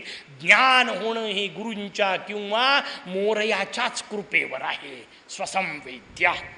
काम आतमध्ये असला तर राम भेटत नाही, हा जो नियम आहे. आदिशक्तीने सांगितलं कामना पूर्णाला मोरया भेटत नाही. म्हणे हा काम कसा असतो, त्या तिघींनी विचारलं. आणि जिंकायचा कसा असतो? म्हणे ठीक आहे, चला कथा सांगते. मग कथा सांगायला सुरुवात केली. म्हणे एक दिवस भगवान शंकर कैलासावर होते, देवी पार्वती तिकडे आतमध्ये होती. यांना वाटलं पार्वतीची गंमत करू, म्हणून जसं आपण भोग करतो की नाही समोरच्याला जोरात घाबरवण्याकरता, तसं भगवान शंकर एक अक्राळ विक्राळ रूप घेऊन दाराच्या तिथं उभे राहिले, लपून राहिले. जशी पार्वती आली ते विक्राळ रूप दिसलं की घाबरेल, गंमत करू या हिशोबामध्ये भगवान शंकर उभे आहेत. विचित्र काहीतरी एक राक्षसी वेश घेऊन उभे आहेत. आणि भेटायला देवराज इंद्र आले पार्वतीच्या दर्शनाकरता. पार्वतीच्या दर्शनाकरता देवराज इंद्र आले तर समोर त्यांनी तो राक्षस पाहिला. आता त्यांना काही कळलं नाही शंकर या वेशात आहे. याला वाटलं मा पार्वतीवर कोणीतरी राक्षस आक्रमण करणार, यांनी धरलं का वज्र मारलं. आता शंकरावर काय वज्राचा परिणाम होणार? ते वज्र खाली पडलं, पण माझा सगळा खेळ यांनी खराब केला. म्हणून भगवान शंकर प्रचंड संतापले. त्यांनी आपला तृतीय नेत्र उघडला आणि त्यातून आगीचा लोळ बाहेर पडला. ताबडतोब इंद्राणी पाय धरले. म्हणे प्रभू तुम्ही आहे, मला माहिती असतं तुम्ही कशाला उद्योग करत होतो, क्षमा करा. भगवान प्रसन्न झाले, पण प्रसन्न झाल्यानंतर तो अग्नी निघाला होता. आता त्याचं करायचं काय म्हणून त्या अग्नीला यांनी आपल्या पायाखाली दाबून ठेवलं. पायाखाली पहिल्यांदा दाबलं आणि नंतर त्या अग्नीने विचारलं मी काय करू? इंद्राला तर तुम्ही माफ केलं, आता माझं काय? म्हणे एक काम कर, तू समुद्रात जाऊन पड. त्याला जोरात लाथ मारली, समुद्रात फेकलं. त्या समुद्रामध्ये त्या अग्नीनीच बालक रूप धारण केलं. एक पुरुष रूपात तो जन्माला आला. त्याचं पालन पाण्यानी म्हणजे जलानी केलं, म्हणून जलानी धारण केला, म्हणून त्याचं नाव जलंधर पडलं. जलंधर नावाचा आहे राक्षस तयार झाला. यांनी नाना प्रकारचे अनुष्ठानं केले, भगवान शंकरांचीच उपासना केली. शिवपंचाक्षरी महामंत्राच्या माध्यमातून भगवान शंकर प्रसन्न झाले. भगवान शंकरांनी सांगितलं नाना प्रकारचे तुला वरदानं मिळतील, ब्रह्मांडाचा विजय मिळेल, पण वृंदा नावाच्या स्त्रीशी तुझं लग्न होईल. आणि तसं लग्न झाल्यानंतर जोपर्यंत ती पतिव्रता असेल तोपर्यंत तू सुखाने जगशील. मगाशी जे सांगितलं होतं ना त्या वृंदेची अवस्था तुलसीची, ती वृंदा फिरत फिरत गेली, तिला रस्त्यात हा जलंधर दिसला. तिने या जलंधराशी लग्न केलं. दोघांचा संसार सुखाने चालू होता. पण जलंधराचे उद्व्याप सगळीकडे उपद्व्याप चालू होते. त्या उपद्व्यापापैकी सगळ्या देवतांना जंगलात जाण्याची वेळ आली. ते पुढच्या कथा आपल्याला पाठ झाली आता नाही का. त्या पद्धतीने सगळे देव जंगलात जाऊन पोहोचले. आणि जंगलात गेल्यानंतर त्यांनी भगवान विष्णूंना सांगितलं काहीतरी उपाय करा. भगवान विष्णू पहिल्यांदा जलंधराच्या रूपामध्ये तुलसीजवळ म्हणजे वृंदेजवळ जाऊन पोहोचले. पण पहिल्यांदा तिने ओळखलं हे भगवान विष्णू आहेत, म्हणून तिने शाप दिला पाषाण व्हा. त्याच्यातून मग काय मगाशी सांगितलेला शालिग्रामाचा विषय आला. भगवान विष्णू शालिग्राम रूपात जायची वेळ आली. भगवान विष्णूंनी मोरयाची प्रार्थना केली. तिकडे भगवान शंकर त्या जलंधराला मारायला गेले, पण जलंधर मरेना. त्यांनी भगवान शंकरांना उचलून एका गुहेत नेऊन फेकलं. ते तिथं गुहेत तपश्चर्या करतायत. भगवान विष्णू तिथून जे निघाले ते पूर्वी आपण अनुभव घेतला होता, म्हणून पुन्हा सिद्धटेकला येऊन पोहोचले. कारण मधुकैटपाच्या वेळेत तिथंच अनुभव घेतलेला होता. सिद्धटेकला येऊन त्यांनी पुन्हा तपश्चर्या केली. भगवान गणेश सिद्धटेकला विष्णूंच्या समोर प्रगट झाले. म्हणे काळजी करू नका, आमच्या स्मरणाशिवाय गेले होते, यश कसं मिळेल? आता तुम्ही पुन्हा जा, तुम्हाला यश मिळेल. तिकडे भगवान शंकरांनी प्रार्थना केली. मोरया त्यांना प्रसन्न झाले आणि मोरयानी आपल्या हातातलं चक्र त्यांना दिलं. सांगितलं या चक्राने त्याचा विनाश होईल. पुन्हा भगवान विष्णू जाऊन पोहोचले. पुन्हा भगवान विष्णू गेल्यानंतर ते भगवान विष्णू जेव्हा वृंदेच्या जवळ जाऊन पोहोचतात तेव्हा जलंधराच्या रूपात त्यांनी वृंदेला भ्रष्ट केलं. तुम्हाला का विष्णूसारख्याने असं करावं का? सगळ्या देवांनी असं सांगावं का? चांगली पतिव्रता होती तर तिचं पातिव्रत्य भ्रष्ट करणं बरोबर आहे का? त्याचं उत्तर प्रत्येक वेळा नियम नुसता जशाला तसा लावायचा नसतो. कारण एका स्त्रीच्या पातिव्रत्य भ्रष्टपायी हजारो स्त्रियांचं जर वाचत असेल तर हे शास्त्राला मान्य असतं. कारण हिचं नसतं भ्रष्ट केलं तर जलंधर मरत नव्हता, आणि जलंधर मेला नसता तर हजारो स्त्रिया भ्रष्ट होत होत्या. त्याच्यामुळे हजारोंची भ्रष्टता वाचवायची असेल तर एकाला भ्रष्ट करावं लागतं, ते सुद्धा शास्त्रसंमत असतं. नाहीतर मला सांगा, मारणे हा जर खूनच असेल तर न्यायाधीश काय करतात? फाशी देतातच की हो. आणि फाशी देणं हा जीवच घेणं आहे की नाही? म्हणजे न्यायाधीश दोषी झाले की नाही तसा विचार केला तर. पण असं नसतं का? कारण न्यायाधीशांनी फाशी देणं हा न्यायाधीशाच्या स्वार्थाचा विषय नसतो, तर असंख्यांचं मरण वाचवण्यासाठी या एकाला मारणं आवश्यक असतं. आणि म्हणून ती दोषास्पद नसते. कृती जरी मारणे हीच असली, सैनिकही मारतात. कोणालाही गोळी मारणं वाईट आहे की नाही? टाचणी मारणं वाईट आहे, मग अख्खी गोळी मारणं कशा करता सत्कार करायचा? त्याचं उत्तर आहे, ते समोरचे नाही मारले तर ते यांना मारतात. भगवान कृष्णाने नेमकं अर्जुनाला हे सांगितलंय. अरे तुला उदंड ज्ञान मिळालं वाटलं, तुला उदंड वाटलं आपण नाही युद्ध करू, पण तू नाही युद्ध केलं तर दुर्योधन थोडा सोडणार आहे. तुला वाटतंय आपण युद्ध नाही करू, भीष्मांना कशाला मारायचं, द्रोणाला कशाला मारायचं, त्याला नाही वाटत आहे. आणि मग परिणाम काय होईल? तू युद्ध नाही केलं तर काय होईल? त्याचं उत्तर आहे, भीष्माचार्य राहतील, द्रोणाचार्य राहतील, पण धर्मराज मारल्या जातील, दुर्योधन शिल्लक राहील. तू ठरव, दुर्योधन वाचवायचा का धर्मराज? युद्ध त्याचं आहे. दुर्योधन वाचवायचा की धर्मराज? त्यावेळा दुर्योधन मारणे हाच धर्म असतो. कुंती सुत मारणे हाच धर्म असतो. त्याला आठवतं धर्म, पण भगवान सांगतात तेव्हा कोठा गेला होता राधा सुता तुझा धर्म? जेव्हा सगळे अधर्म केले, आता तुला धर्म का आठवतोय? तुझ्यासारख्याला मारणं हाच धर्म. अहो, धृतराष्ट्राचं किंवा दुर्योधनाचं किंवा कर्णाचं सोडून द्या, पुढचा प्रकार आहे भगवान भीष्मांचा. तोच विषय निघाला म्हणून 1 मिनिट विषयांतर करून आपल्याला सांगतो, पण संबंध तोच आहे. भीष्मांना मारण्याचा विषय झाला कारण त्यांनी प्रतिज्ञा केली, उद्या संध्याकाळपर्यंत एक पात्र 5 पांडव पडतील नाहीतर मी पडेल. भगवान रात्री भेटायला गेले होते द्रौपदीला घेऊन. द्रौपदी पाया पडली. पूर्वीच्या काळातली स्त्री होती, बांगड्या वाजल्या. यांनी सकाळी 4 वाजता आशीर्वाद दिला, अष्टपुत्रा सौभाग्यवती भव. पुन्हा वाजवल्या, पुन्हा आशीर्वाद दिला, पुन्हा वाजवल्या. 3ऱ्यांदा वाजल्यानंतर भीष्मांच्या लक्षात आलं काहीतरी गडबड आहे. एकच बाई 3-3दा का नमस्कार करते? त्यांनी डोळे उघडले, समोर द्रौपदी दिसली. यांनी पहिला प्रश्न विचारला, तो कुठं आहे? डोकं तुझं नाहीच आहे, तू नाही आली नमस्काराला, तुला आणणारा कुठं आहे? म्हणे बाहेर उभा आहे. नाही का? भगवान भीष्म बाहेर आले, दोघं एकमेकाच्या पाया पडले. भगवान भीष्मांनी सांगितलं, प्रभू काय आहे? म्हणे मला न विचारता का प्रतिज्ञा केली? आता एक काम करा, उद्या संध्याकाळपर्यंत एकतर 5 पांडव पडतील किंवा मी पडेल, त्यातला पुढचा अर्धा भाग करा. भीष्मांना भगवान सांगतात, तुम्ही व्यक्तिगतरित्या अत्यंत चांगले आहात, तुम्ही सद्गुणाचा पुतळा आहात, सगळ्या चांगल्या गोष्टी तुमच्या ठिकाणी आहेत, पण तुम्ही पार्टीत चुकीच्या आहात. तुम्हाला मारल्याशिवाय दुर्योधन मरत नाही, आणि दुर्योधन मेल्याशिवाय धर्मराज्य येत नाही. धर्मराज्यासाठी कर्ण सोडून द्या, दुर्योधन बाकीचे सोडून द्या, द्रोणाचार्य भीष्माचार्यही मारावे लागतात. काही वेळा भीष्माचार्यांना द्रोणाचार्यांना मारणं ही सुद्धा अहिंसा असते. हे ज्याला कळतं त्याला भगवान कृष्ण म्हणतात. इथला विषय नेमका तो आहे. वृंदेचं पातिव्रत्य भ्रष्ट केलं, आपल्याला प्रश्न पडू शकतो की इतक्या चांगल्या स्त्रीचं पातिव्रत्य का भ्रष्ट केलं? असंख्यांचं वाचवण्यासाठी. हा हिशोब समजला की बिघडत नाही, पण वृंदा शेवटी सती गेली. कारण तिकडे जलंधर मारल्या गेला, जलंधर मारल्या गेल्यानंतर वृंदा सती गेली. पण त्या वृंदेच्या विरहामध्ये भगवान विष्णू रडायला लागले. रडले रडले रडले, इतके रडले की तिच्या स्मरणामध्ये स्खलित झाले. त्या स्खलित होण्यापासून जो पुत्र जन्माला आला त्याला कामासुर असं म्हटलं. तो कामासुर नावाचा राक्षस तयार झाला.